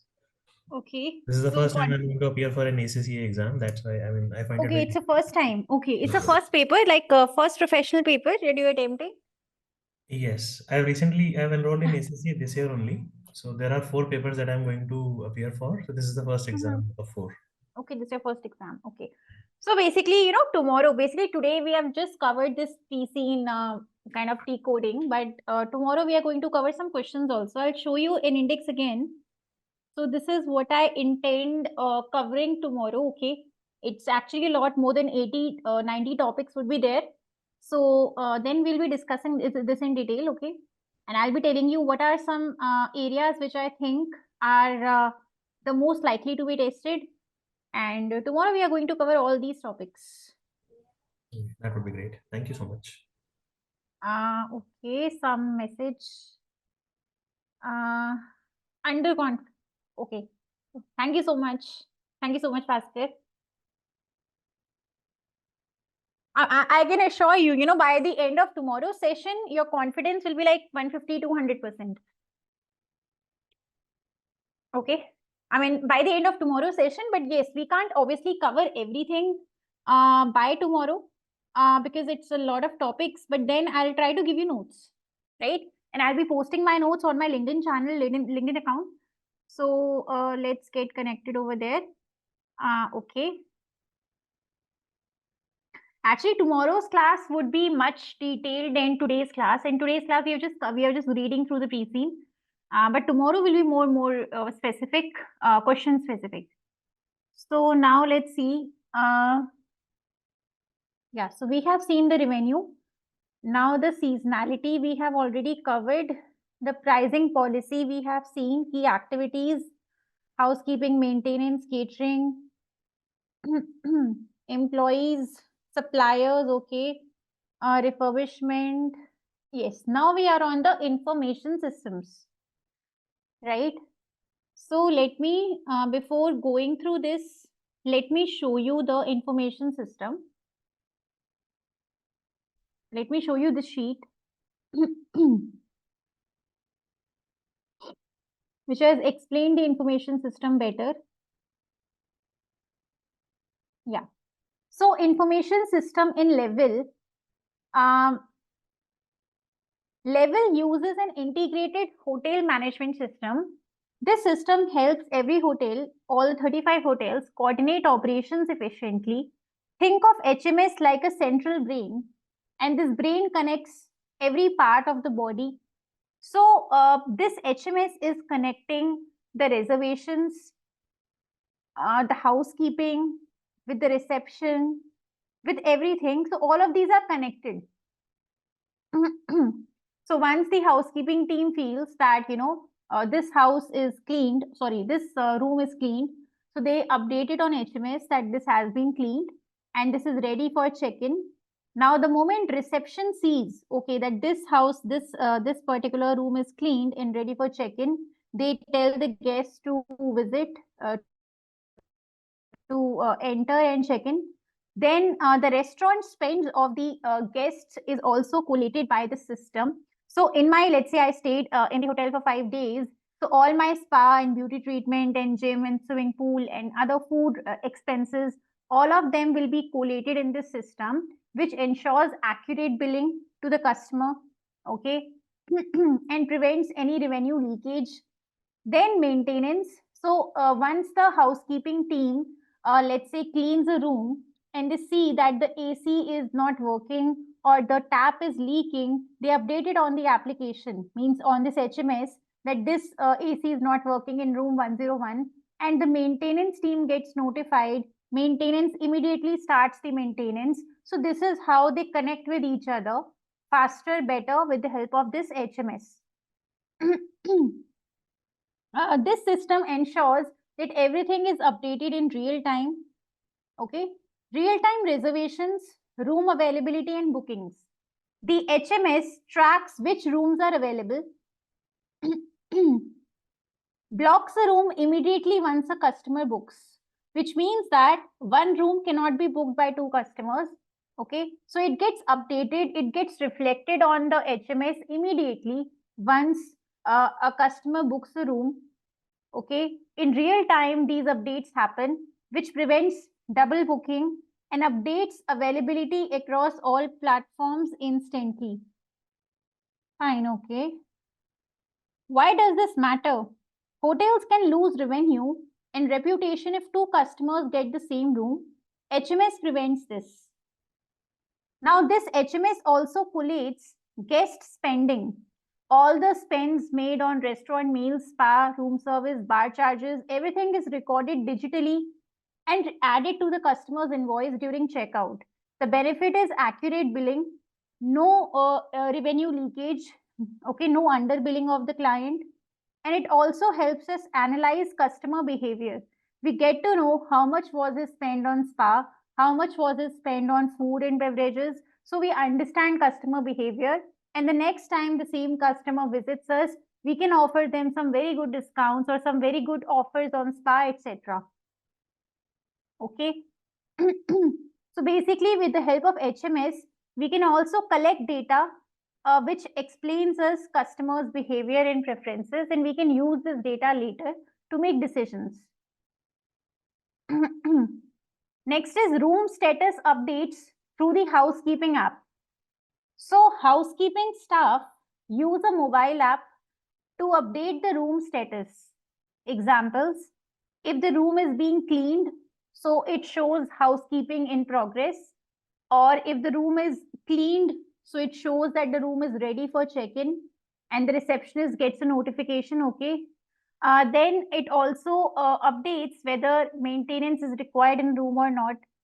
Reception staff can see this instantly and improve check-ins. Now, the moment the guests check out, the system automatically alerts the housekeeping when a guest checks out and when a room becomes available for cleaning. Now, the moment housekeeping gets to know that the room is available for cleaning and that the guest has checked out, they can enter the room, and prepare the room for the next guest. So things happen on time, no delays, no confusion, no inconsistency. Same happens with the maintenance also. Okay, we have discussed this. Okay. So Level actually has a good HMS system which allows real-time updates across departments. Everyone is connected with each other, reception, the housekeeping, the maintenance. It helps reduce operational errors, no confusion whatsoever. Okay, but customers do not have a mobile app, which is an opportunity to upgrade. System may not be outdated. We don't know about that. Okay. Now let's read the pre-seen from here. So this was in simple language. Now let's see. Level Central IT Department. So they have a central IT department headed by the IT manager. They have an IT manager, but no IT director. Is responsible for maintaining the information systems across the company. Okay. So each hotel is supported by the central IT department. Okay. Hotels do not have their separate IT departments. It's a common central IT department for each hotel. And this IT department is responsible for maintaining the information systems and upgrading them across the company.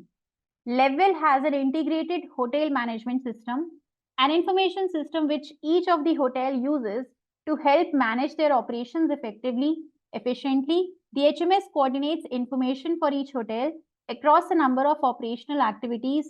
It coordinates reservations, room availability, and online bookings, updating in real time that these are the rooms which are sold or which are basically booked, so that a room cannot be booked twice. It collates a guest spending throughout their stay, for example, in hotels, restaurant, to include in the guest's bill when they check out. It allows reception staff to check on the status of a room, for example, whether the room requires cleaning, as the housekeeping staff are required to update the status of each room on the system once it has been prepared. It allows the reception staff to check on the status of a room, as the housekeeping staff are required to update the status of each room on the system via a mobile app. So basically, these employees are given a mobile app, and on this app, they can keep updating that, like Amazon delivery guys, right? When they deliver us something, they update their app, right? They make an update through their app. Yes. When they deliver us, have you seen them, updating through their app that, these deliveries have been made?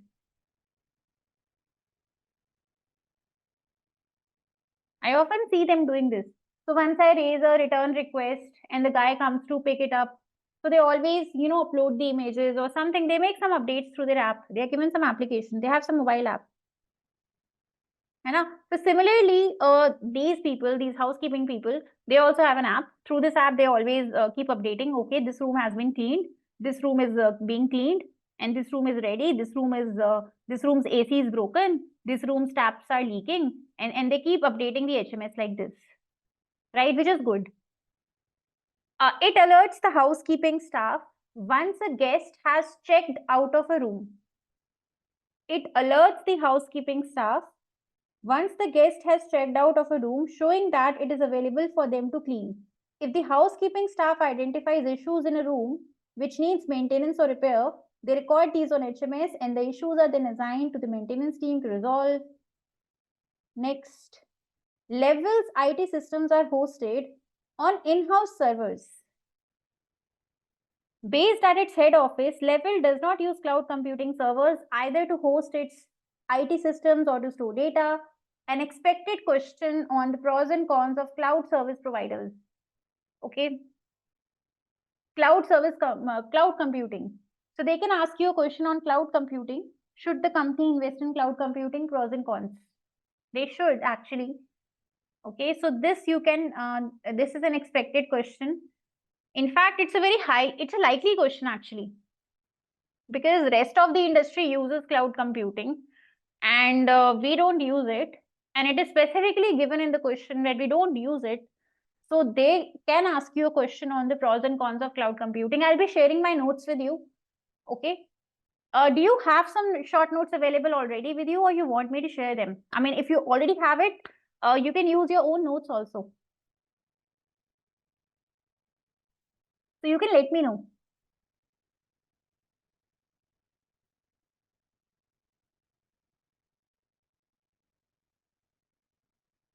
Yes, you want me to share my short notes? Or do you already have yours? Okay, you don't have, Prateek? Okay, then I'll put this on my LinkedIn. Sure. Are you talking about that PPTs that is available by VGLD or any other notes? Actually, my notes basically, mine are separate actually. Okay. Okay, but I mean, if you want, you can use my notes if you already have something with you. Basically, I'm talking about very short notes, like 150 pages. Okay, I'll share that then.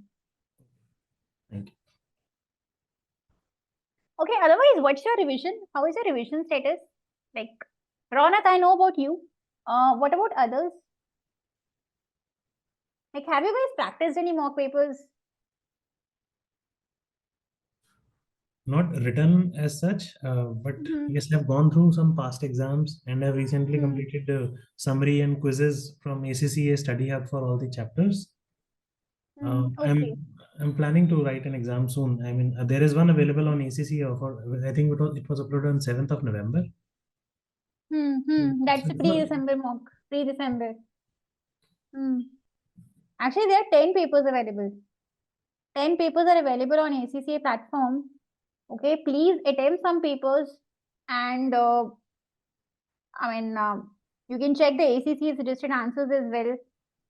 Okay, and I'll be sharing all my notes as well. Okay.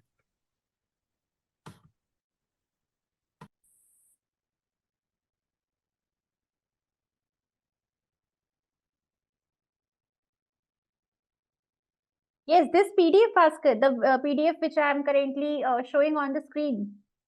Okay, fine. Even though there's not much, but yeah, I'll share this. I'll share this PDF.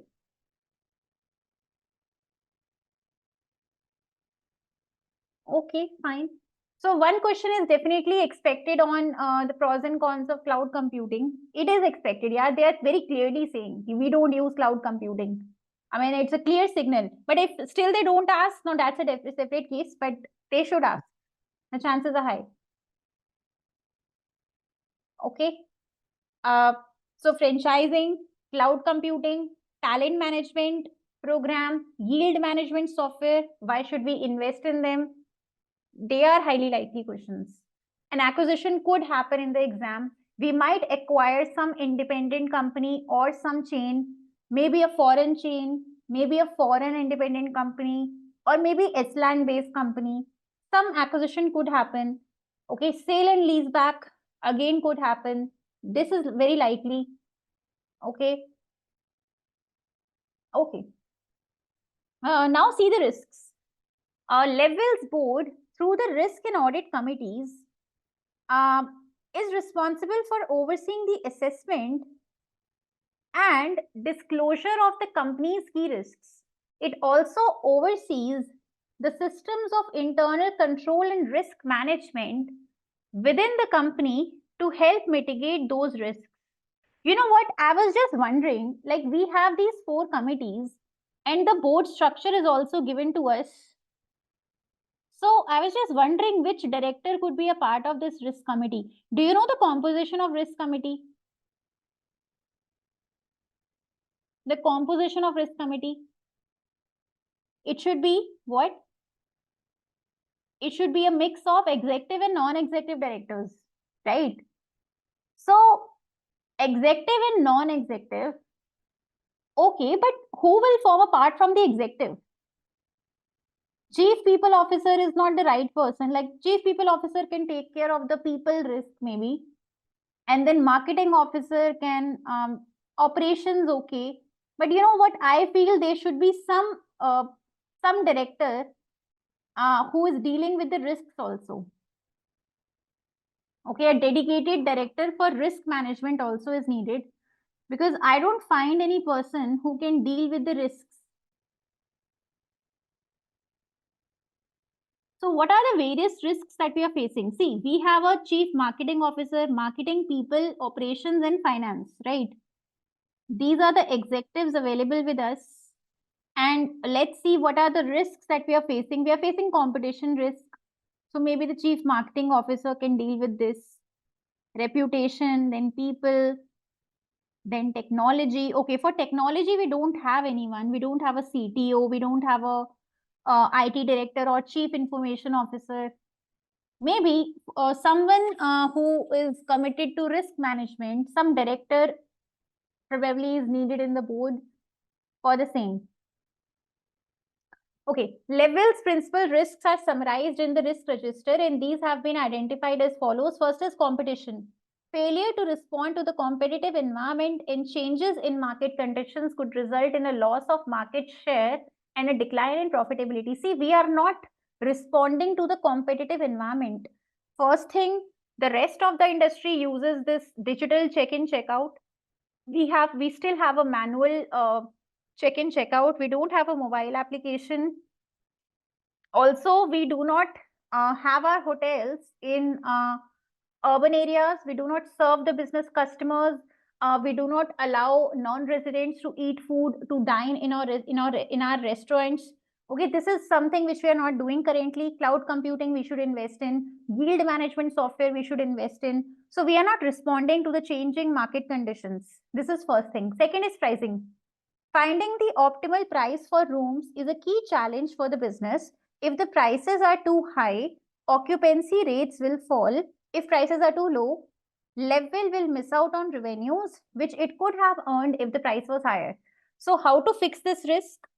By investing in yield management software. Okay, next is reputation. Failure to provide the guests with a high quality experience may damage Level's reputation and may result in loss of future bookings and revenue. So we have to give our guests a high quality experience. So first we should start by innovating ourselves and by providing them with a digital check-in, check-out option and a mobile app. Okay. Next is people risk. People means human resources.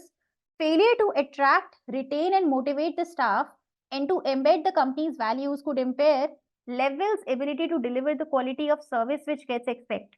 Okay, so our staff turnover is high. We need to do something to attract and retain them. Okay, this is how we can fix this people risk. Next is technology risk. The business is reliant on the availability, security, and performance of its website and its critical business operating systems, in particular the HMS. Any disruption would affect performance. We need to have a CTO, a chief information officer, or what you call an IT director. Okay, we need to do regular IT audits. Okay, the internal audit team should do regular IT audits as well. And next is data security. Failure to comply with legal requirements or regulatory requirements relates to data privacy. Relating to data privacy could result in fines and reputational damage and loss of future bookings. How to fix this? Data encryption, password, backups, and any other point? Cloud migration. Cloud migration means start taking services of cloud service providers. Your data is safer in the cloud. Firewalls, antivirus, encryption of data, trainings to your employees on how to follow the protocols related to data security, regular compliance checks by internal audit and see that these protocols related to data security are being complied with or not. Okay, any other point, you all can share your points as well. Any points related to data security?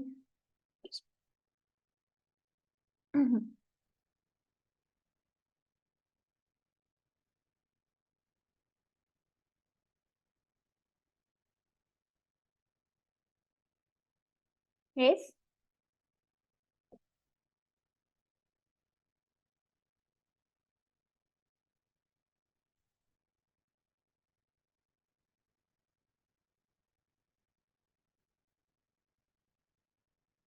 Okay, so these are some points from my side.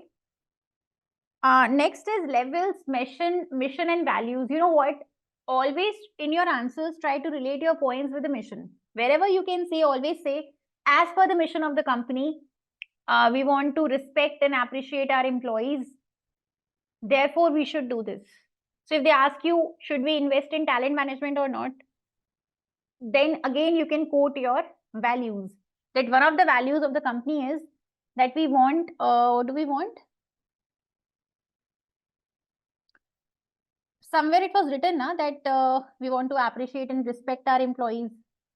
In the beginning of the pre-seen, it was mentioned. And also just mentioned that this is one of the goals of the company to respect and appreciate our employees. So yes, what better than talent management than to recognize and validate our skills, validate the skills of our employees. So always in whatever answer, whatever the question is, try to relate your point, try to support it with the mission and values of the company so that the examiner gets an impression that we are not saying things just like that. We have a proper, we know the mission of the company and we know how to link our recommendation with the mission of the company. Mission is to provide an exceptional experience for every guest every time they visit, but we are not providing an exceptional experience because we don't have a mobile app, Our check-in, check-out is manual. Then we are also not doing dynamic pricing. So our customers might not be very happy with our pricing also. So no, it's not exceptional experience which we are providing to our guests, right? This is one thing. Next is that. In fact, I suggest you to memorize it. I mean, if you can. Next is values, care. We take care of our staff and they take care of our guests. We strive to make the guest experience as enjoyable as possible. We strive for excellence in everything we do, but no, we are not excellent. Our data is not on the cloud. Our IT systems are not on the cloud. So we are not being excellent in whatever we do. There's a scope of improvement. Next is positivity. We enjoy what we do. We look for solutions, not problems. But if you really enjoy what you do, then why is your staff turnover too high? Why are people leaving your organization if you really enjoy what you do? So maybe it's not that positive an environment as they claim to be or as they strive to be. Next is responsibility. We act in a socially responsible manner in respect of guests, staff, and the communities and the environment in which we operate. Yes, that's true. Because we always do local sourcing, we use seasonal ingredients, and we also try to do responsible procurement because we try to choose those suppliers who are environmentally cautious. So yes, we are responsible. We support and develop our staff. See, if we really want to fulfill our responsibility better, we should invest in talent management program in order to support and develop your staff, and are committed to offering them fair reward for their work. Teamwork. We work together to deliver exceptional service to our guests.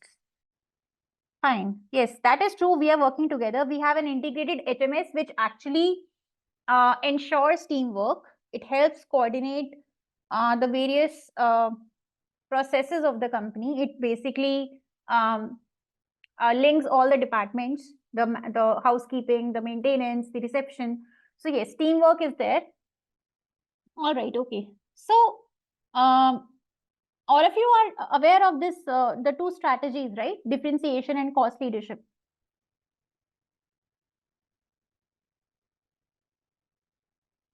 Everyone knew about this, right? I mean, I'm asking this because I just want to ensure everyone knows this part, right? Everyone has read the book once.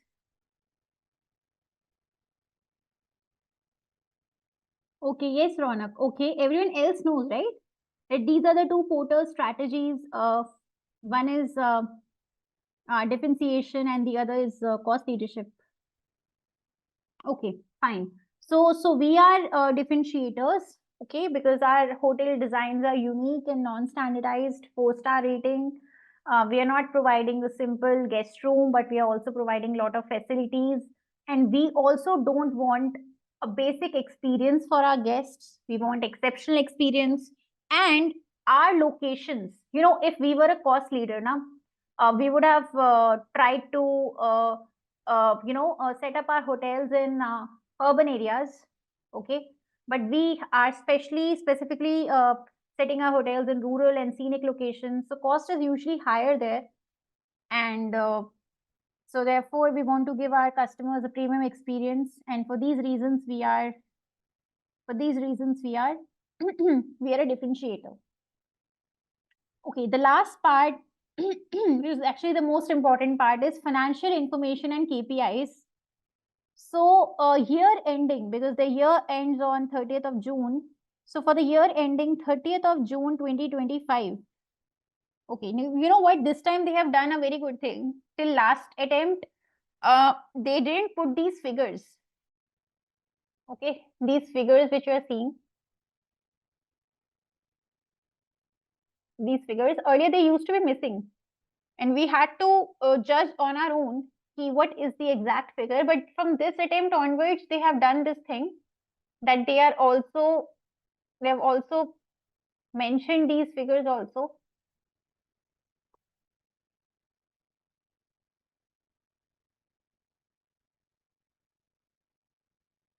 Yes. Okay, now let's see this. Let's first see the revenue part.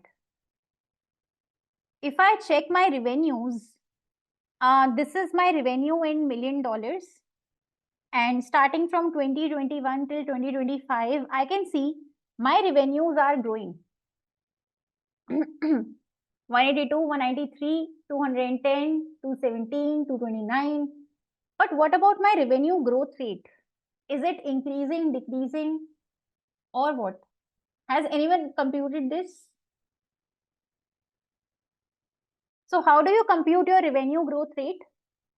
So if I talk about this year, from 2021 till 2022, how would you compute that? 193 minus 182 divided by 182 multiplied by 100. This will give you the revenue growth rate for 21-22. Likewise, we'll be calculating it for the rest of the years. So I have done this calculation, and if you see this,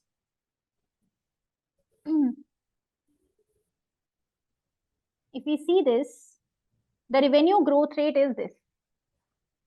21-22, 6%, 8.8%, 3.3, 5.5. So basically, the revenue grew till 2023. The revenue actually grew in all the 5 years, but the revenue growth rate was increasing. Till 2023, after that, it reduced to 3.3, and then we picked up, but still, it doesn't match the, still it is low. So, I mean, you know what? You don't need to remember these details, but you should know how to calculate this in the exams. Or you should simply know this thing, that for the first 2 years, my revenue growth rate was growing, but third year it reduced, and fourth year it picked up, but still it is low. So revenue is growing every year. Growth dipped in 24, but recovered slightly in 25. It suggests there's a stable demand, but not explosive growth. We need to diversify, maybe. We need to expand to improve my revenues. If I talk about my operating profit margins also, the operating profit margins are growing, right? 13.2, 13.3, 13.9. It reduced a bit in the fourth year, but then it picked up. Now it is 14.1%. It is good. It is better than the industry's average.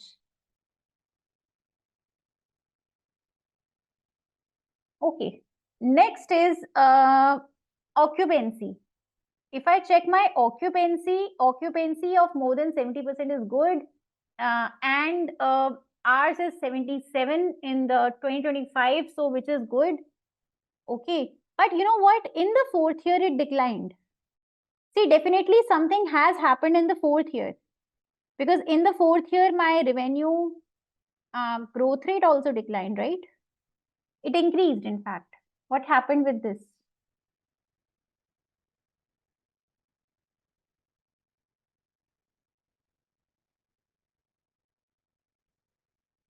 Yes, it declined. So in 23-24, my revenue growth rate reduced, and my occupancy also reduced a bit. Something must have happened in 2024. Okay.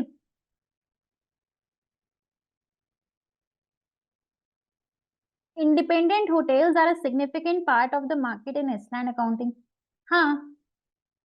Okay.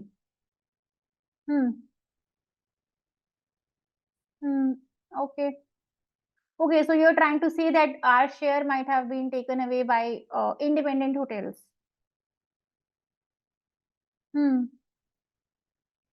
Yeah, but see, independent hotels were in existence since the very beginning now. I mean, what exactly happened in 2024? So we don't know that. Okay.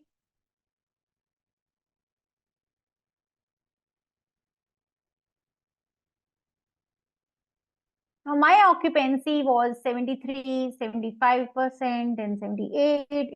It dropped to 76. Then it again increased to 77%. Okay. Revenue per available room. Revenue per available room. Yes, economic downturn in 2024, maybe, yes. So revenue per available room has increased till the third year, but again, in the fourth year, the revenue per available room went down. Okay. And then in the fifth year, we again picked up. So this is the story with every figure in the fourth year. Now, if we see my, my guest satisfaction was how much?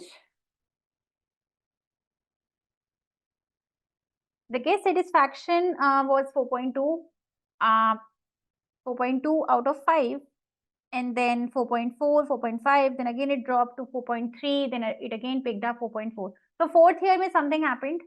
Next is employee turnover, 41%, it reduced to 38, then it increased to 40, then it reduced to 39, now it's 39. Okay, so if I compare it with 2021 figure, from 41, the turnover has reduced to 39, which is good, but not a very good improvement. So again, this turnover of 39% is high. Okay, this turnover is high turnover.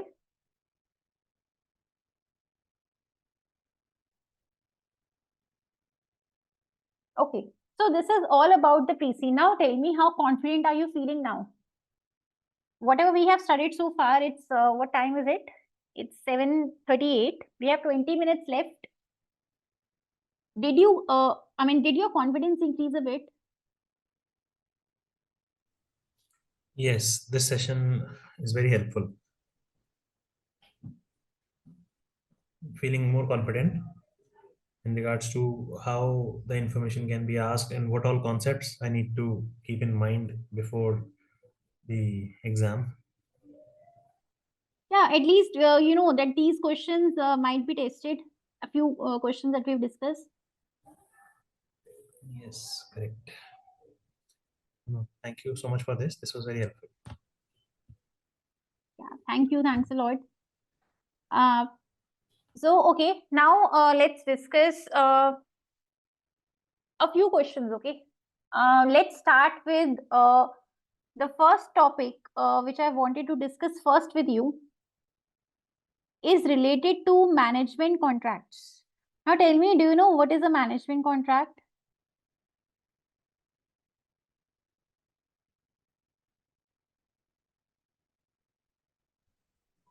Yeah. Outsourcing the entire management to a third party, like Adani is doing airports management, like GPK from Hyderabad is doing a lot of hotel management, like Tata Group and all. These are third party management contracts. Correct.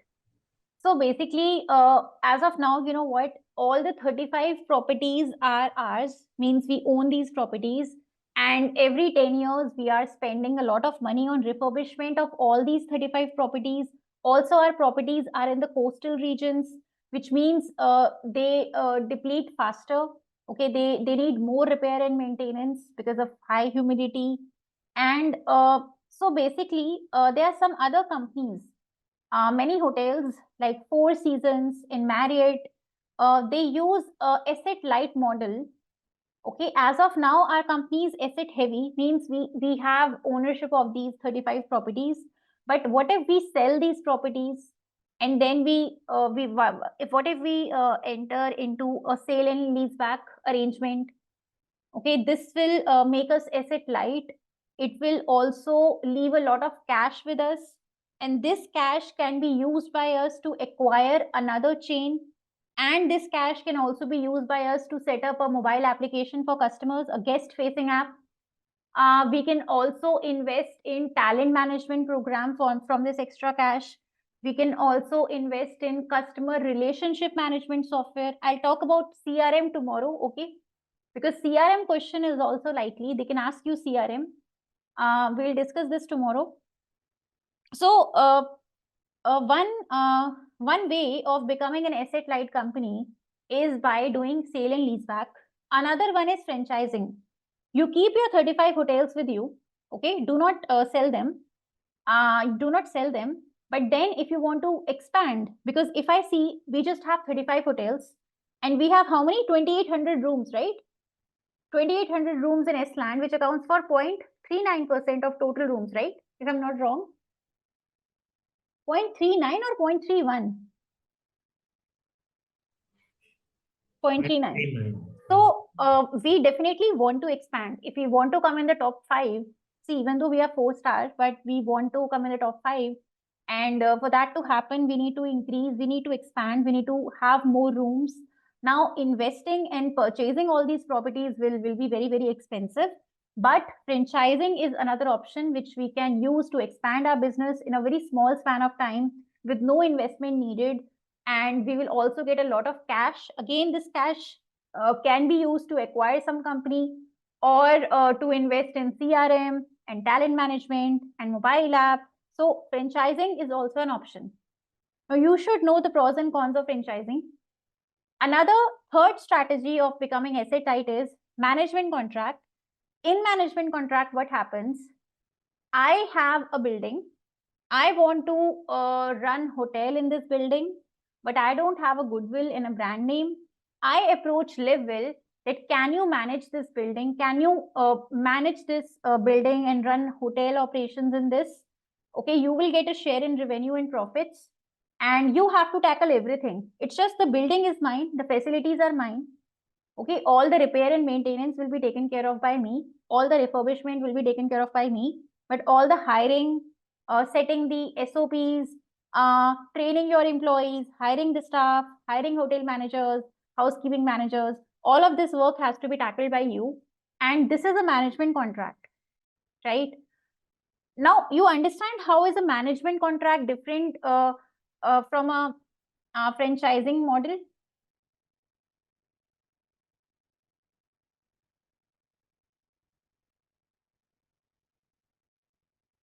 Yes?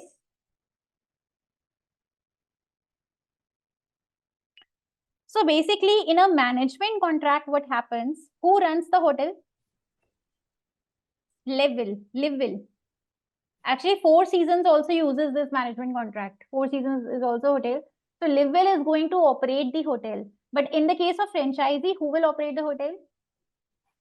Franchisee. Not LiveWell, but franchisee. So tell me, is my burden more? Is LiveWell's burden more in case of management contract or franchisee?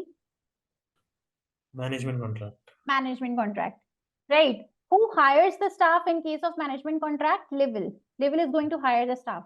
But in the case of franchisee, the franchisee, right? Again, who makes the decisions? LiveWell, all the decisions. But here in this case, franchisee will make most of the decisions, but it has to follow the brand rules.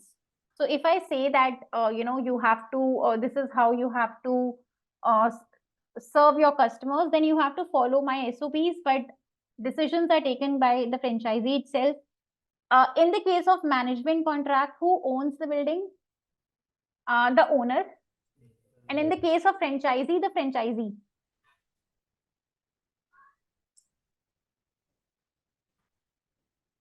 And what is the operator's role in case of management contract? Full management. Okay, full management. So LiveWell will be doing full management of the hotel. But in the case of franchisee, I don't have much to do. Okay, my role is minimal. I have to provide training support to the franchisee because they should know how to treat the customers, soft skills training, how to greet them. So this training will be provided by me. I will tell them what rules to follow, what directions to follow. I will give them my brand name. I will also let them use my IT systems. Means I will also let them, I will also let the customers of the franchisee book the hotel through my website. I will give them website and infrastructure. IT infrastructure will be mine. Okay. Then, so all the luxury hotels, mostly the luxury hotels follow management contract model, and the mid-scale hotels follow this model. I am telling you, there will be a question, very high chance. They will ask you something on franchising. Okay, because see, we are a 4-star hotel. So, and we have 35 hotels. 35 is not a small number. And we are still doing organic growth.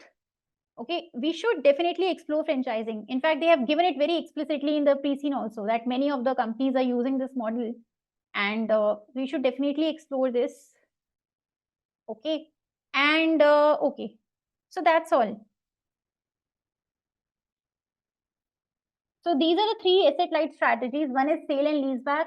Another is franchising. And another is, what do you call it? Management contract. Now let me show you another file.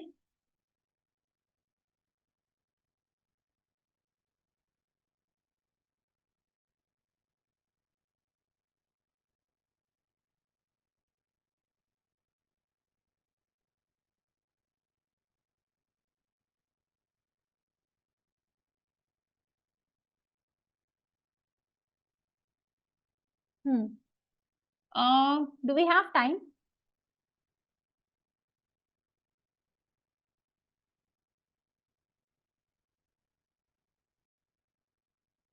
Yeah, we have 15 minutes.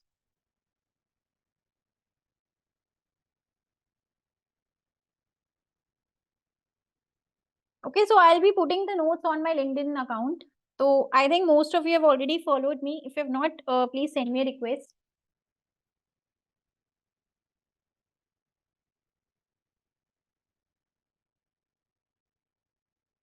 Yeah, talent management question I want to focus upon. So let's see this very quickly. We have 10-15 minutes.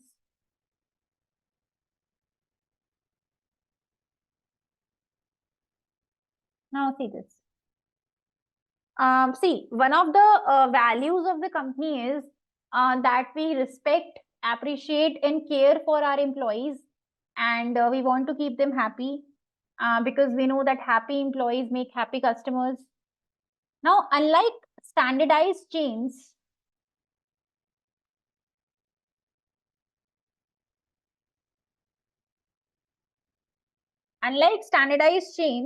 Levels hotels have a unique design feature influenced by local culture, meaning the guest experience is largely shaped by the behavior, competence, and attitude of the staff. Means staff's behavior will decide will decide the customer experience. Because staffing is so central to Level's value proposition, talent management directly affects the service quality, guest satisfaction, and the occupancy rates, and the review scores, and ultimately the revenue. So we are trying to highlight in this that how important is our staff to us. Now, let's directly jump to the pros and cons. First benefit is talent management strengthens the service quality. Because in talent management, I'm developing my employees, I'm giving them adequate trainings and support, I'm enhancing their skills, and I'm giving them work-life balance. And basically, I'm trying to motivate them. I'm making them energetic because if they're happy, they will serve my customers the best. And happy employees make happy customers. So indirectly or directly, talent management strengthens the service quality. Service quality is the core of Level's mission. This is one of the mission of the company, to give exceptional experience to every guest. Research in hospitality consistently shows that well-trained employees provide faster check-in, check-out, higher housekeeping quality, more effective complaint handling, and better customer interactions. For Level, this reduces negative reviews, increases the repeat stays, and mitigates reputation risk. One of the risks explicitly mentioned in the risk register. Reputation risk is one risk which we face. Furthermore, consistent training across all 35 hotels reduces variability in guest experience despite each property's unique layout and design. Now, obviously your answer won't be this long. You simply have to mention that talent management ensures that the staff is adequately trained and they provide faster check-in, check-out, and they interact with the customers better, and they provide an exceptional experience to the guest, which is also one of our mission. Okay, just mention this as your first point. Now, another benefit is reduced turnover. If the employees are adequately trained, motivated, well paid, so another benefit is reduced turnover, which is crucial in an industry with high attrition, high turnover. Continuous development, recognition schemes, and clear progression opportunities increases the employee motivation and loyalty. You know what? We have to cut down our costs because it is inflation. And in order to cut down staff turnover leads to very high training costs, because if the staff keeps leaving us, we have to again do orientation and induction for our employees. We again have to train them. So this basically puts a burden on our cost, and therefore you can say that talent management reduces the staff turnover as well. Okay. Next, if we do talent management, we create a pool of talented individuals. So from a strategic perspective, level is considering expansion opportunities, example, acquisition or franchising. You know what? If tomorrow we do acquisition or if we do franchising, we need a reliable pipeline of future managers and supervisors, and we need well-trained people for the same. Developing internal talent is much cheaper and culturally stronger than relying heavily on external hires. It ensures that new leaders embody levels, values of care, positivity, responsibility, and teamwork. So see, this simply means that if you're training your employees and you're not much reliant on outside hires, but you want to develop your employees, your present employees. So this ensures you're preparing them for future managerial roles. Okay, you can give them added responsibilities in the future.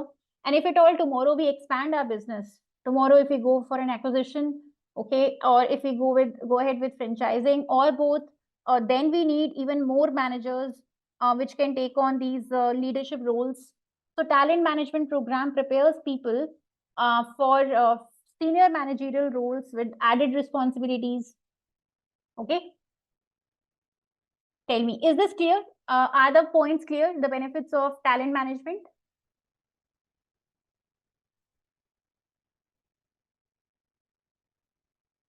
Okay, now what are the risks associated with this program?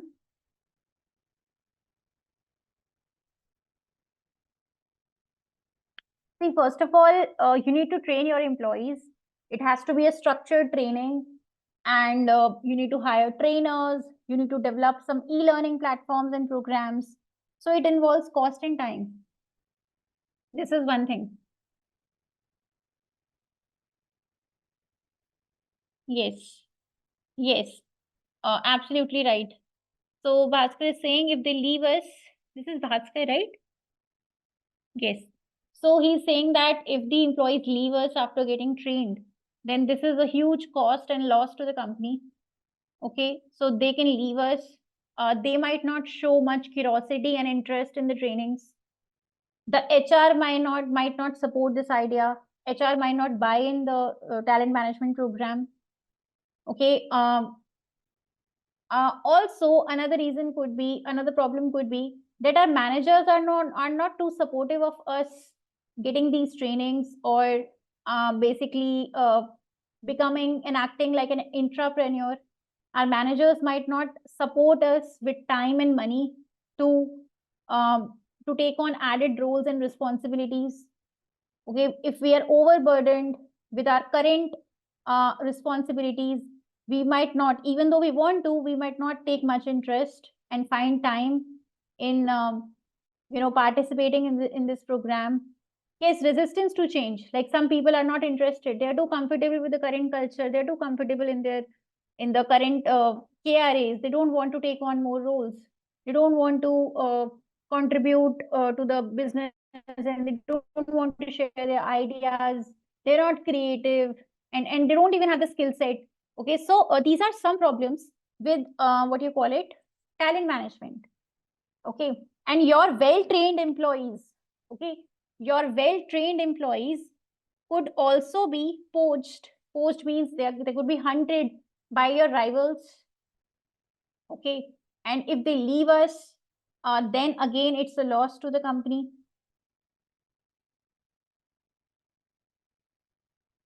Yes, Ronak, correct. So this is the poaching risk, that your rivals will try to hire and hunt for your well-trained and senior level employees. So this again can cause some problem to us. Okay, so we have 3 minutes left. Okay, I'll be sharing these notes. Now tell me, abhi ke liye, are you all going to come tomorrow, or do you want to attend the sessions recorded mode?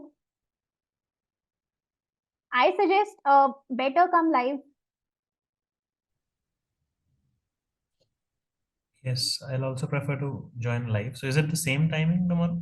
Yeah, it is going to be the same time, 3 to 8 p.m. Yeah, live is better. It's interactive also.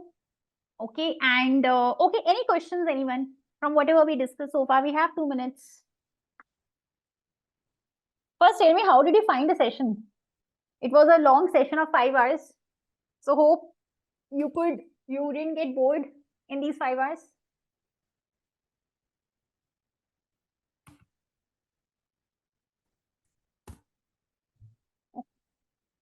Fine, okay. Okay. So did add value to you? Did your confidence increase a bit?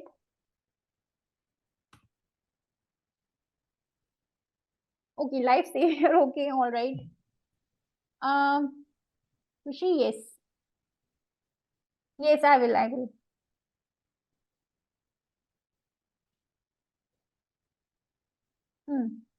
Fine, okay. Okay, do you have any questions? I think we have a minute. We have 2 minutes. You can ask me if you want to ask something. So like for tomorrow's session, I have not received the link on my Gmail ID. Is it fine to directly join from the VGLD portal? I mean, from the live section, will that be available? Will it be I think available? it's the same link. I think it's the same link. Okay, then fine. It's the same link. Oh. Yeah.